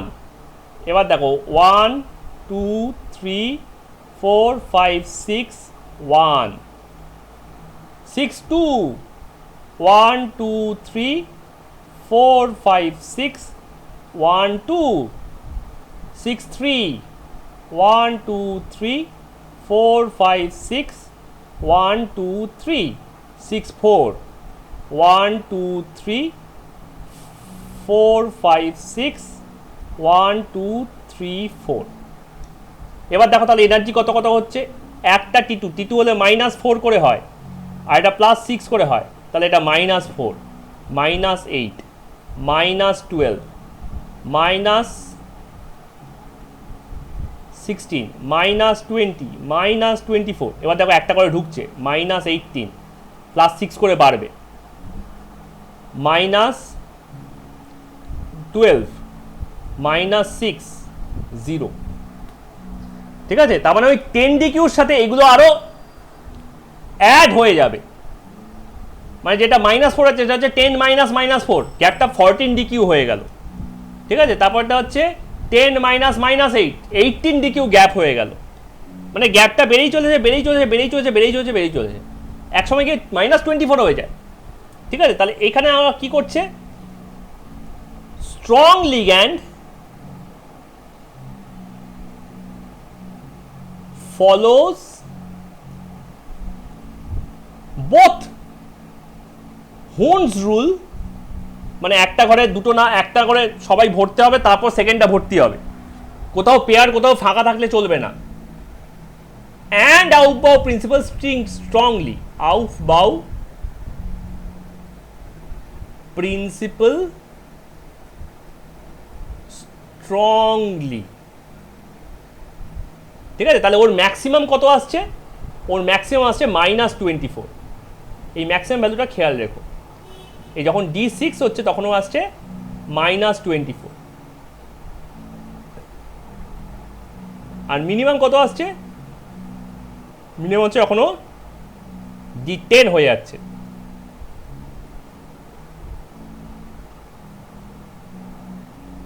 ঠিক আছে, কিন্তু যদি আমি এই অক্টাহেড্রালেই আমি যদি, আচ্ছা আরেকটাও আছে জিরোতে, এখানেও আমার জিরো আছে।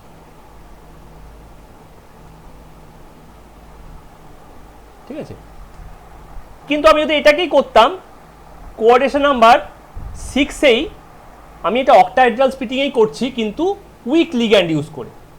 আমি যদি এখানে CN6 অক্টাহেড্রাল স্প্লিটিং করি, ঠিক আছে, আর উইক লিগ্যান্ড ইউজ করি, উইক লিগ্যান্ড কী করে বলতো? ওই ডিকিউর ভ্যালুটা না কমিয়ে দেয়।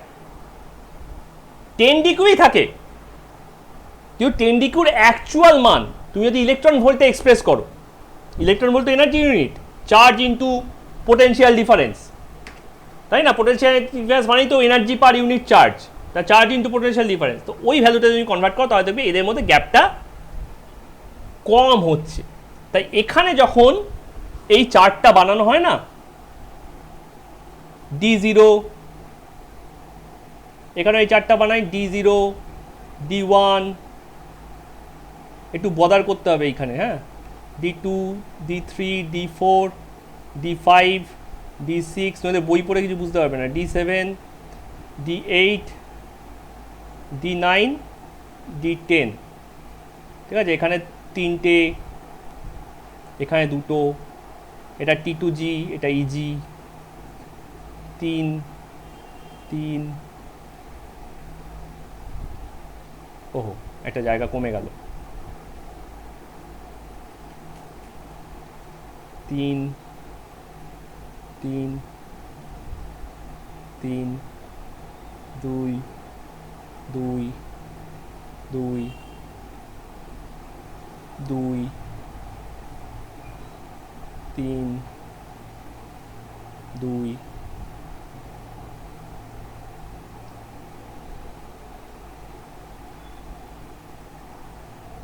3, 2, 3, 2, 3, 2, 3, 2। ঠিক আছে, এবার যখন আমি এদেরকে ভরাবো T2G-তে আর EG-তে, আর যখন আমি DQ দেখব, যখন 0 আছে তখন তো সব 0, এটা 0, এটা 0, এটাও 0। ঠিক আছে, কোনো অসুবিধা নেই। সমস্যা কোথায় শুরু হয়? সমস্যা শুরু হয় এর পর থেকে। 1, 0, -4 এখানে ঢুকেছে, 2, 0, -8 এখানে ঢুকেছে, 3, 0, -12 এখানে ঢুকেছে, 4, 0, না 3, 1। হুন্স রুল ফলো করলেও আউটবাউটা পুরোপুরি ফলো করতে পারলো না। কেন না? উইক লিগ্যান্ডের জন্য splitting is less delta 0 value. 10 DQ থাকছে, কিন্তু 10 ডিকিউর ম্যাগনিটিউডটা আগেরটা মতো আর হাই থাকছে না। ঠিক আছে, লেস গ্যাপ তৈরি হচ্ছে, তার ফলে ও T2 আর E মধ্যে কোনো ফারাক করছে না। কি হয়েছে? স্প্লিটিং হয়েছে। তো আমি এখানে 3টে রকম, ওখানে 2টো রকম, আবার এখানে শুরু করব। কর 3, 2, 1, 1, 1, 1, 1। তাহলে এখানে কত হচ্ছে? এখানে হচ্ছে -6, কারণ ব্যাপারটা তো তাই হয়েছে। T2-তে ঢুকলে -6, -4 করে হয়, আর E-তে ঢুকলে +6 করে হয়, ওই ব্যাপারটা তো পাল্টায়নি। তাহলে এখানে এসে আবার 0 হয়ে গেছে। ঠিক আছে, তাই ঠিক সেরকমভাবে এখানে হয়ে যাবে। তারপর 4, 2, 5, 2, 6, 2, 6, 3, 6, 4, 4, 2, 1, 2, 3, 4, 1, 2, 5 2 1 2 3 4 5 1 2 6 2 1 2 3 4 5 6 1 2 1 2 3 4 5 6 1 2 3 1 2 3 4 5 6 1 2 3 4 তাহলে এবার দেখো এখানে হচ্ছে -4 -8 -12 -6 0 তাহলে এখানে ম্যাক্সিমাম কোনটা হচ্ছে এখানে ম্যাক্সিমাম হয়ে যাচ্ছে এইটা দেখেছো এই D8টা আর কোনটা হচ্ছে D3 ঠিক এই কারণেই না ক্রোমিয়াম অক্টাহেড্রাল কমপ্লেক্স করতে পারে কারণ D3 থাকে ওর ঠিক আছে আর মিনিমাম কোনটায় আছে মিনিমাম হচ্ছে ওপর মাঝ আর নিচ তিনটে জায়গায় this is the minimum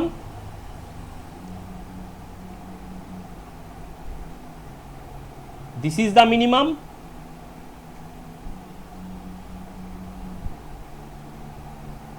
and this is the minimum তাহলে এরা কখনোই -12 এর থেকে বেশি যেতে পারে না ঠিক আছে ওরা -18 -20 -24 -16 এগুলো সব করছে তার মানে হচ্ছে হাই এনার্জি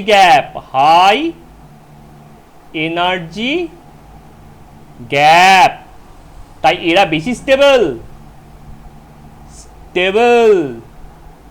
ঠিক আছে এদেরকে বলা হয় হাই স্টেবিলিটি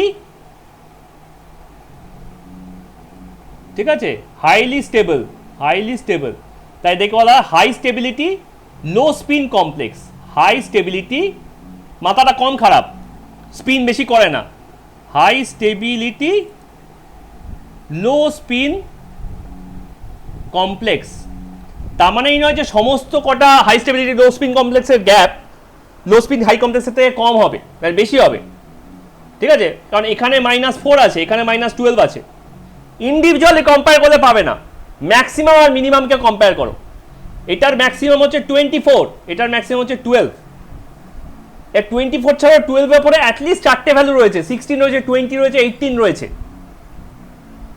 ঠিক আছে তাহলে এরা অনেক বেশি চান্স আছে এদের স্টেবিলিটি হওয়ার ঠিক আছে তাহলে এরা কি হচ্ছে এরা হচ্ছে উইক লিগ্যান্ড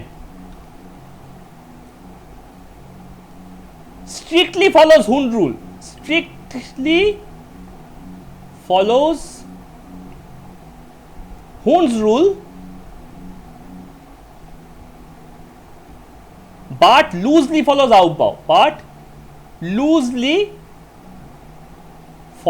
Aufbau মানে এমন নয় যে আগে ইজি ভরবো তারপর টি2জি ভরবো আগে ই ভরে তারপর টি2 ভরি ওইরকম নয় ও আউটবাউ মানছে আগে টি ভরাচ্ছে তারপরে ই ভরাচ্ছে কিন্তু টিটা কমপ্লিট ভরানোর আগে ই ভরাতে শুরু করে দিয়েছে এইখানে এটা হলো টিতে 3 আরে আরো তো জায়গা আছে না আমি আগে ই ভরিয়ে আসি আরে কি করছিস কি আউটবাউ ভেঙে ফেলছিস না আউটবাউ পুরোপুরি ভাঙছি না পার্টলি ভাঙছি ঠিক আছে যেটা আউটবাউটাকে পুরোপুরি মানতে পারছে না ঠিক আছে তাই জন্য এদেরকে বলা হয় কি লো স্পিন হাই স্পিন লো স্টেবিলিটি কমপ্লেক্স হাই স্পিন লো স্টেবিলিটি কমপ্লেক্স এবার দেখো তুমি বলবে যে এখানেও তো 4 8 12 6 0 আছে এখানেও 4 8 12 6 0 আছে আমি বুঝবো কি করে এটা কোন 4 8 চিনবো কি করে এখানে না হয় সিমিলার ভ্যালু নেই 4 8 আছে এখানে দেখো আর কোনো 4 8 নেই 6 12 আছে 12টা খালি কমন 16 নেই 20 নেই 18 নেই কেউ নেই ঠিক আছে তাহলে তুমি এখানে কি করতে পারো এটা আইসিএসসি বইতে আছে সেই কারণে একটু স্পেশালি বলা সিবিএসসি বইতে নেই এটার মেনশন এটার পাশে পাশে না plus P plus 2p plus 3p plus 4p আর প্লাস 5p লেখা হয়ে থাকে আর ওই একই রুল মেনে এখানে প্লাস 5p আর এখানে প্লাস 3p লেখা হয়ে থাকে যাতে আমি এই 12টাকে এই 12 থেকে ডিস্টিংক্ট করতে পারি আর এই 0টাকে এই 0 থেকে ডিস্টিংক্ট করতে পারি ঠিক আছে এখানেও তাই এই 4টাকে এই 4 এর থেকে ডিস্টিংক্ট করলাম প্লাস p দিয়ে এই 8টাকে এই 8 থেকে ডিস্টিংক্ট করলাম এই প্লাস 2p দিয়ে এই p মানে কি p মানে পেয়ার অফ ইলেকট্রন কতগুলো পেয়ার আছে এখানে দেখো এখানে একটা পেয়ার এখানে দুটো পেয়ার এখানে তিনটে পেয়ার চারটে পাঁচটা পেয়ার কতগুলো পেয়ার অফ ইলেকট্রন আছে সেটা দিয়ে আমি এটা ইয়ে করছি। ঠিক আছে, আরেকটা ইনফরমেশন পাই, কি ইনফরমেশন না, দেখো প্রত্যেকটা জায়গাতে মিনিমাম একটা না একটা আনপেয়ার্ড ইলেকট্রন আছেই, তাই এরা সবাই একমাত্র এ ডায়া আর লাস্টেরটা ডায়া আর একদম টপেরটা ডায়া, মানে হায়েস্ট আর লোয়েস্টগুলো ডায়া, আর তাছাড়া বাকি সব আমার প্যারাতুতো ভাই, হয় না পারাতুতো ভাই, তো সেই আমি বললাম প্যারাতুতো ভাই, এই বাকি সব প্যারা। ঠিক আছে, তো আগেরটায় যে আমরা অত ঝুড়ি ঝুড়ি ডায়া দেখছিলাম, আসলে কিন্তু তা নয়, প্রচুর প্যারা আছে। ঠিক আছে, এখানে দেখো একমাত্র লাস্ট আর ফার্স্ট বাদে বাকি সব প্যারা, একমাত্র এই দুটো বাদে বাকি সব প্যারা, কারণ সব জায়গাতে একটা করে আনপেয়ার্ড ইলেকট্রন আছেই, একমাত্র লাস্ট আর ফার্স্টের মধ্যে আমার কোনো আনপেয়ার্ড ইলেকট্রন নেই বলে এই দুটো ডায়া হয়ে যাচ্ছে। তাহলে ইলেকট্রন নেই অথবা 10খানা ইলেকট্রন আছে। ঠিক আছে, এই ম্যাগনেটিজমের ব্যাপারটা আমি এখান থেকে বুঝে যাচ্ছি। Okay, so this is how octahedral splits happen. তাহলে আমরা একটা ছোট্ট করে দেখে নিই টেট্রাহেড্রাল স্প্লিট হলে কি হবে, এই টেবিলটা বানিয়ে নিই। ঠিক আছে, তাই টেট্রাহেড্রালের জন্য আমাদের একটাই জিনিস করতে হবে, সেটা কি, কোঅর্ডিনেশন নাম্বার লিখবো 4। টেট্রাহেড্রাল স্প্লিটিং, এটা কিন্তু অপেক্ষাকৃত ইজি, কারণ এখানে না ওই উইক আর স্ট্রংয়ের কোনো বালাই নেই। ঠিক আছে, gap is weaker or lesser due to weaker splitting, gap is less due to weaker splitting, so no diversity around ligand strength, মানে ligand weak হোক কি স্ট্রং, ও একই রকম ভাবে বিহেভ করে, কার মতো, লাইক উইক ফিল্ড, উইক ফিল্ডের মতোই বিহেভ করে। মানে এই যে পি অনলি ফলো করছো না আউটবার হুনকে, ও কিন্তু সেটা পায় না। ঠিক আছে, তার মানে এরা স্ট্রিক্টলি ফলোজ হুনস রুল,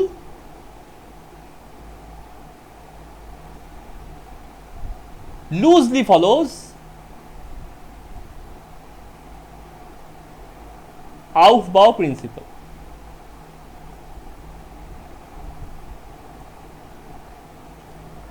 ওকে, তাহলে এইটা হচ্ছে CN4 এর একটা স্পেশালিটি, যে যেখানে টেট্রাহেড্রাল স্প্লিটিং হচ্ছে সেখানে আমি একটু ঝামেলা কম পাচ্ছি, তার কারণ ওখানে ওই স্ট্রং ফিল্ড উইক ফিল্ডের কোনো গল্প দেখতে পাচ্ছি না। ঠিক আছে, তাহলে এখানেও আমি এরকম একটা চার্ট বানিয়ে ফেলি। ঠিক আছে, D0, আচ্ছা তাহলে এখানে আবার এখানে কি হবে, এখানে আগে হবে ই, তারপর হবে T2। ঠিক আছে, তাহলে ই এর জন্য হচ্ছে -6, T2-র জন্য হচ্ছে +4, এবার ওপর দিকে প্লাস, আগেরটাই ছিল উল্টোটা, -4 +6 ছিল, -4 +6 ছিল, এবার কিন্তু উল্টো, আর এখানে লিখি DQ। তাহলে এখানে D0 আছে, D1, D2, D3, D4, D5, D6, D7, D8, D9 আর D10। ঠিক আছে, এখানে দুটো ঘর আর এখানে তিনটে ঘর, এখানে দুটো, এবার সামনে দুটো পেছনে তিনটে, সামনে দুটো পেছনে তিনটে, 2 3 2 3 আর 10 মিনিট, হ্যাঁ 2 3 2 3 2 3 2 3 2 3 লাস্টে এখানে 2 3। তাহলে প্রথমে ভরাও 0 0, তাহলে এটাও 0। তারপর দেখো 1 0, তার মানে এখানে একটা ঢুকলো, -6। 2 0, এখানে একটা এখানে একটা, -12। 2 1, আউবা ভালো করে মানে না কিন্তু, 1 1 1, -8, কারণ +4 হবে, T2 তে ঢুকলে +4। 2 2, 1 1 1 1 1, -4। 2 3, 1 1 1 1 1, 0।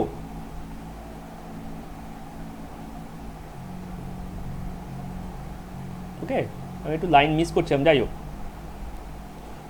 এবার হচ্ছে 3 4, 1 1 1 1 1, আবার তলায় ফিরে এলো, -6। 4 4, 1 1 1 1 1 1 1, -12। 4, ও আচ্ছা, এটা 3 4 কেন হলো? 2 3 ছিল তো, 3 3 হবে, 4 3। এবার 4 4, 1 1 1 1 1, 2 4 4, -8। 4 5, 1 2 3 4, 1 2 3 4 5, -4। আর এখানে হচ্ছে 4 6,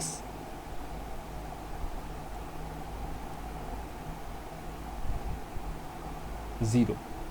ঠিক আছে, তাহলে এইগুলোতে আমি আবার সেই পি, 2p, 3p, 4p আর 5p করে ডিস্টিংগুইশ করে দিলাম।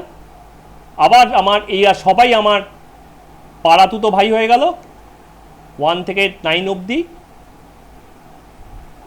ঠিক আছে, আর বাকি দুটো হয়ে গেল, এটা হয়ে গেল আমার প্যারা, আর বাকি দুটো হয়ে গেল আমার ডায়া।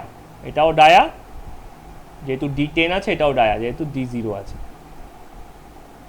ওকে, তা this is how the crystal field stabilisation energy happens. আচ্ছা, হোয়াট ইজ দ্য রেজাল্ট?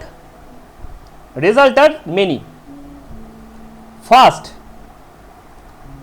যদি এই কম্পাউন্ডগুলোকে এনার্জি দাও, মানে হোয়াইট লাইট ফেলো, the electron from lower orbital will jump to higher orbital. তার মানে এই যে আমি ইলেকট্রনটা এঁকেছিলাম না, এই যে এখানে ইলেকট্রনটা এঁকেছিলাম না, যদি একটা এনার্জি দাও, লাইট ফেলো, এ না জাম্প করে এখান থেকে এখানে উঠে যায়।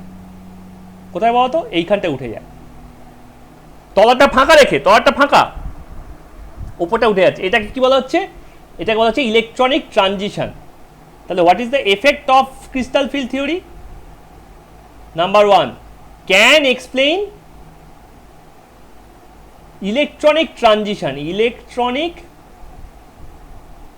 ট্রানজিশন, তাহলে যাদেরই তো উপরে কিছু না কিছু ফাঁকা জায়গা থাকবে, তারা সবাই এই কাজটা করতে পারবে। তাহলে দেখো এখানে উপরে জায়গা ফাঁকা আছে, এরা সবাই দেখো উপরে জায়গা ফাঁকা, তাহলে এরা সবাই ট্রানজিশন করে, উপরে একটা জায়গা ফাঁকা থাকলেই হলো।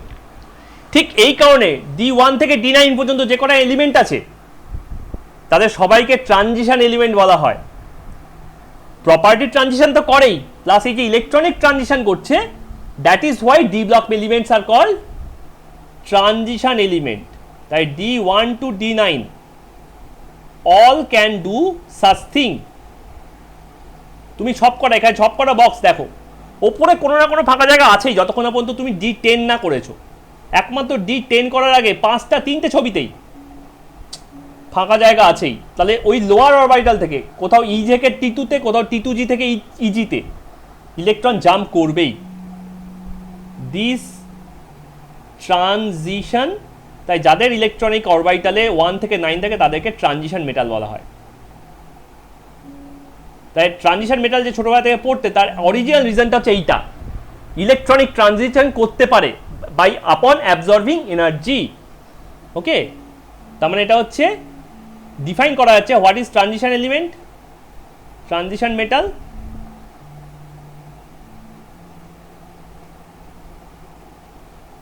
those who possess partly filled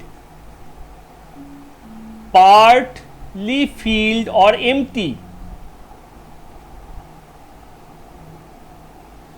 Eg or T2 orbital, Eg or T2 orbital, দেখো প্রথম ক্ষেত্রে Eg হচ্ছে ওপরে আর সেকেন্ড ক্ষেত্রে T2 হচ্ছে ওপরে, ঠিক আছে, are capable of transiting electron, are capable of transiting electron from T2g or E, lower orbital. That is why they are called transition metal. Upon excitation by energy like heat or light,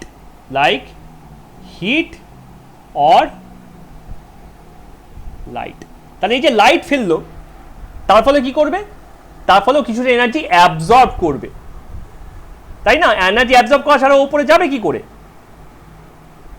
তো এইখানেই হচ্ছে আমার colour, ঠিক আছে, এই যে চারিদিকে আমরা যে মেটালের সল্টগুলোর কালার দেখি না, দ্যাট ইজ দ্য রিজন।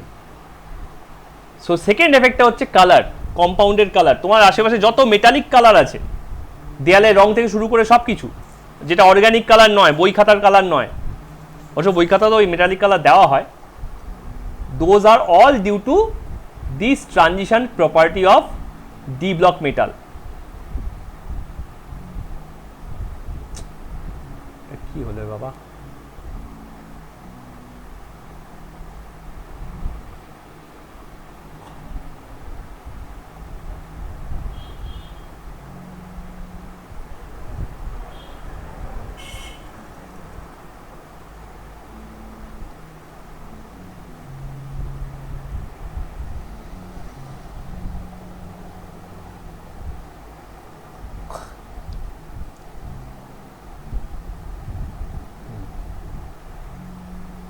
ঠিক আছে, তাহলে আমি এখানে দুটো প্রপার্টি দেখালাম, একটা হচ্ছে কালার আর একটা হচ্ছে ম্যাগনেটিক প্রপার্টি, ঠিক আছে, তাহলে ফার্স্টে হচ্ছে কালার, নাম্বার 2 হচ্ছে কালার এফেক্ট। তার মানে এইখান থেকে যদি এইখানে ইলেকট্রন যায় তার মানে একটা এনার্জি অ্যাবজর্ব করে, অথবা যদি এইখান থেকে এখানে না ইলেকট্রন যায় তাহলে একটা এনার্জি অ্যাবজর্ব করে। এইখানে আমাদের সেই ভিবজিওরের আইডিয়াটা আসছে, ঠিক আছে, এখানে একটা স্টেটমেন্ট লেখা যেতে পারে ই ভ্যারিজাস এইচ নিউ, এটা তো আমরা জানি Planck's, sorry, E varies as nu frequency, তাহলে E equals to h nu, ঠিক আছে, higher the energy gap, higher the, আচ্ছা তাহলে এটা হচ্ছে h c by lambda, higher the delta value, that is the energy gap between T and E, energy gap between T2 and E or EG and T2G, যেভাবে তুমি বলবে, the more energy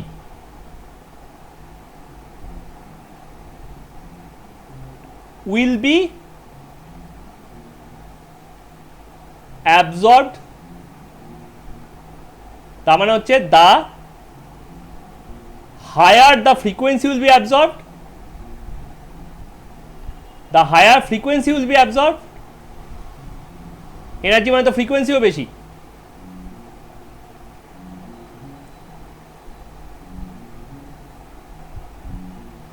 তার মানে lower wavelength will be absorbed, lower wavelength will be absorbed,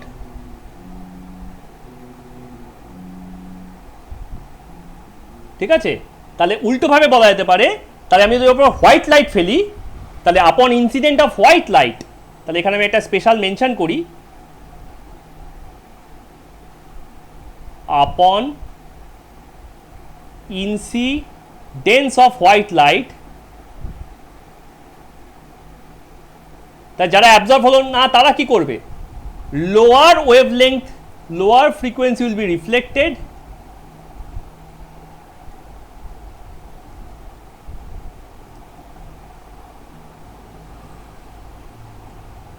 and higher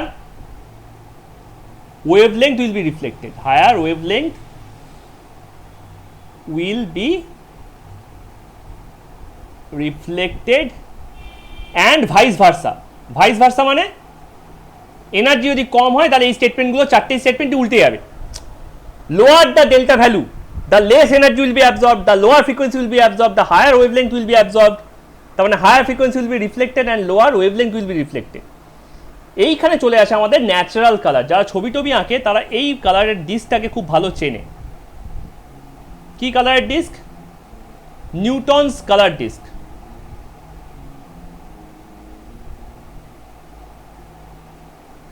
আমরা কম্পিউটারে 8GB colour দেখে এসেছি, তাই না? নেচারে কিন্তু 8GB কালার নেই। আমরা কম্পিউটারে RG আর বি কালার দেখি তো, কিন্তু অ্যাকচুয়ালি নেচারে 8GB নেই। নেচারে কি আছে? RGY আছে, RYB আছে, ঠিক আছে? তাহলে আর এর হচ্ছে সব থেকে বেশি ওয়েভলেংথ, সব থেকে কম ফ্রিকোয়েন্সি, ঠিক আছে? তাহলে আমি 8 দিয়ে আগে ভরাই একটা সার্কেলকে, মানে একটা হেক্সা, মানে 16 পার্টকে। জি দিয়ে, ওয়াই দিয়ে ভরাই আরেকটা পার্টকে, ওয়াই হলো আরেকটু তলায় হবে ওয়াই, হ্যাঁ, ওয়াই দিয়ে ভরালাম আমি এই পার্টটাকে, কারণ নেচারের মধ্যে 8GB নেই, RYB আছে। আর ব্লু দিয়ে ভরালাম এই পার্টটাকে। এই তিনটে হচ্ছে ফান্ডামেন্টাল কালার, ঠিক আছে? এটা মোটামুটি হচ্ছে, তাই নেচারে কি আছে? নেচারে আছে আমার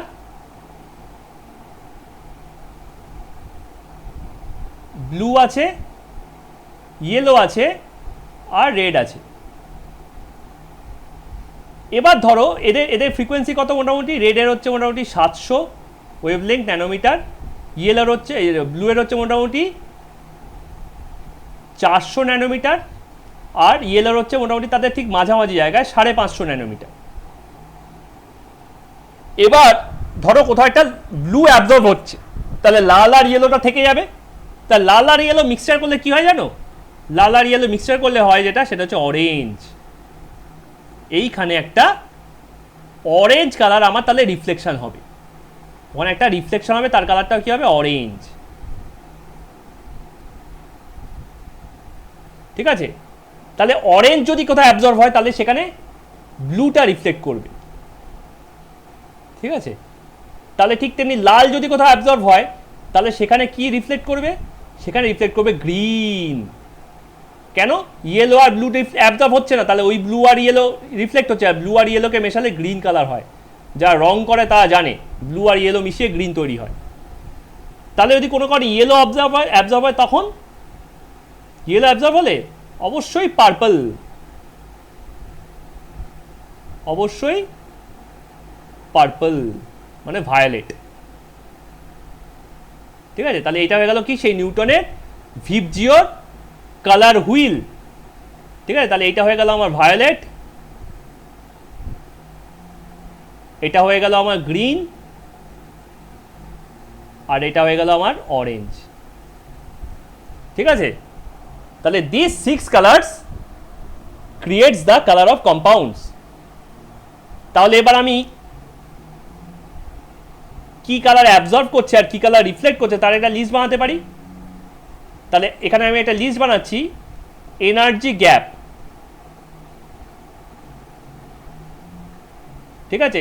কালার অ্যাবজর্বড আর কালার রিফ্লেক্ট। তাহলে এনার্জি গ্যাপ যদি খুব কম হয় তাহলে ও সবার আগে কি অ্যাবজর্ব করবে? রেড। তাহলে number 1 very low energy gap, তাহলে ও অ্যাবজর্ব করছে কি? রেড, কারণ রেডের ওয়েভলেন্থ সব থেকে বেশি, তার মানে ফ্রিকোয়েন্সি সব থেকে কম। তাহলে ও কি ফেলবে? তাহলে আমি সেই সল্টটাকে কি দেখব? সল্টটাকে আমি দেখব গ্রিন। তার থেকে বেশি হলে কি অ্যাবজর্ব করবে? রেড আর ইয়েলোর মাঝামাঝি জায়গা, মানে ও অরেঞ্জ অ্যাবজর্ব করছে। তাহলে আমি কি দেখবো জিনিসটাকে? ব্লু। ঠিক আছে, তার থেকে বেশি আমি কি দেখব?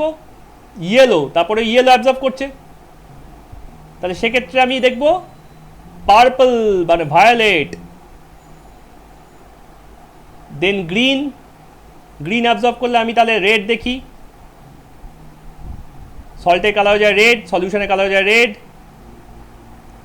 দেন ব্লু অ্যাবজর্ব করে যদি, ঠিক আছে, তাহলে সেটা হয়ে যাচ্ছে আমার অরেঞ্জ কালার রিফ্লেক্ট করছে। অ্যাকচুয়ালি এটাই হাইয়েস্ট, কারণ এরপরে এটা হবে সেটাতে হচ্ছে পার্পল, তো মানে ভায়োলেট, তো ভায়োলেটের মধ্যে কিন্তু তোমার রেডটাও মিশে আছে, ব্লু আর রেড দুটোই মিশে আছে, তাই জন্য তখন ওটা কালার রিফ্লেক্ট করবে ইয়েলো। ঠিক আছে, তাও তুমি এটা আর্গুমেন্টের জন্য ধরতে পারো, যেহেতু ভায়োলেট লাইট সব থেকে বেশি ফ্রিকোয়েন্সি, তাহলে এটা হচ্ছে ভেরি হাই গ্যাপ এর মধ্যে, তাহলে গ্যাপটা হচ্ছে কি? Very high energy gap. তাহলে এটা 2 নম্বর, এটা 3 নম্বর, এটা 4 নম্বর, এটা 5 নম্বর, এটা 6 নম্বর। তাহলে যত স্ট্রং লিগ্যান্ড ঢুকবে তত ওদের মধ্যে স্প্লিটিং বাড়বে, তত বেশি ও এনার্জি অ্যাবজর্ব করবে। ঠিক আছে, তুমি যদি প্রথম দিনের যে এক্সাম্পলটা দেখিয়েছিলাম ওয়ার্নার্স থিওরি দিয়ে, ওই এক্সাম্পলের সঙ্গে কালারগুলো ম্যাচ করিয়ে দেখো। ঠিক আছে, যখন ওটা CO NH3 6 ছিল তখন ওর কালার ছিল অরেঞ্জ। ঠিক আছে, তারপর দেখবে রোজ রেড হয়েছিল, তারপর আস্তে আস্তে ইয়েল, তারপর আস্তে আস্তে সেটা ভায়োলেট, গ্রিন, ব্লু, এরকম এরকম কালার হয়েছিল। খেয়াল করে দেখবে সবার শেষে ছিল যে ব্লু গ্রিন। ঠিক আছে, CO NH3 এই যে কম্পাউন্ডটা হয়েছিল পুরোটাই কমপ্লেক্স, কোনো আয়ন নেই বাইরে, এটা ছিল ব্লু গ্রিন। ঠিক আছে, তার মানে এই ব্যাপারটা ক্রিস্টাল ফিল্ড জাস্টিফাই করতে পারছে, কালার ব্যাপারটা ক্রিস্টাল ফিল্ড জাস্টিফাই করতে পারছে। ঠিক আছে, তাহলে ডিফারেন্ট মেটাল আর ডিফারেন্ট লিগ্যান্ড কম্বিনেশনের জন্য strong field, weak field, low spin, high spin, half field, less than half field, more than half field, ডিফারেন্টের জন্য ডিফারেন্ট কালার আমরা দেখতে পাই। ঠিক আছে, আর লাস্ট একটা ছোট্ট টপিক, সেটা হচ্ছে ম্যাগনেটিজম।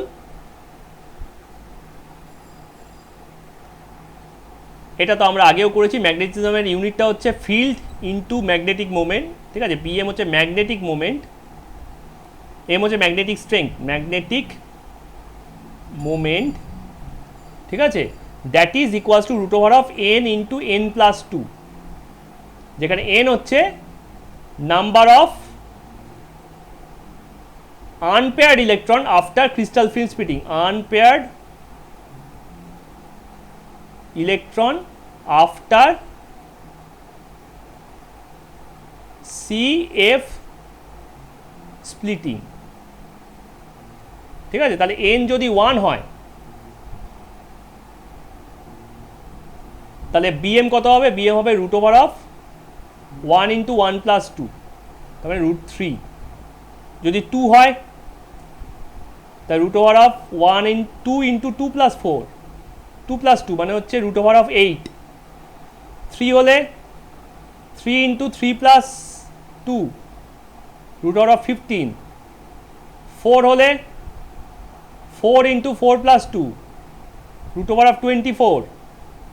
আর 5 হলে √5 ইন্টু 5+2, √35। খেয়াল করে দেখো এগুলো সবই হচ্ছে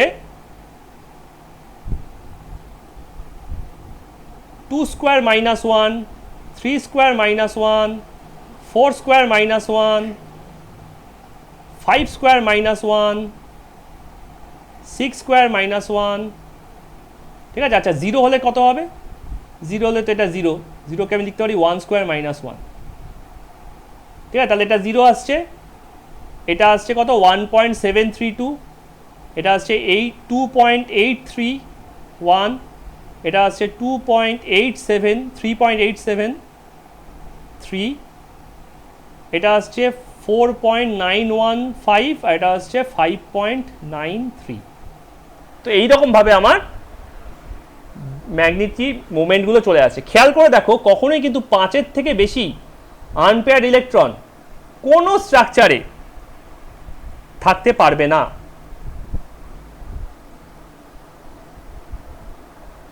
ওকে।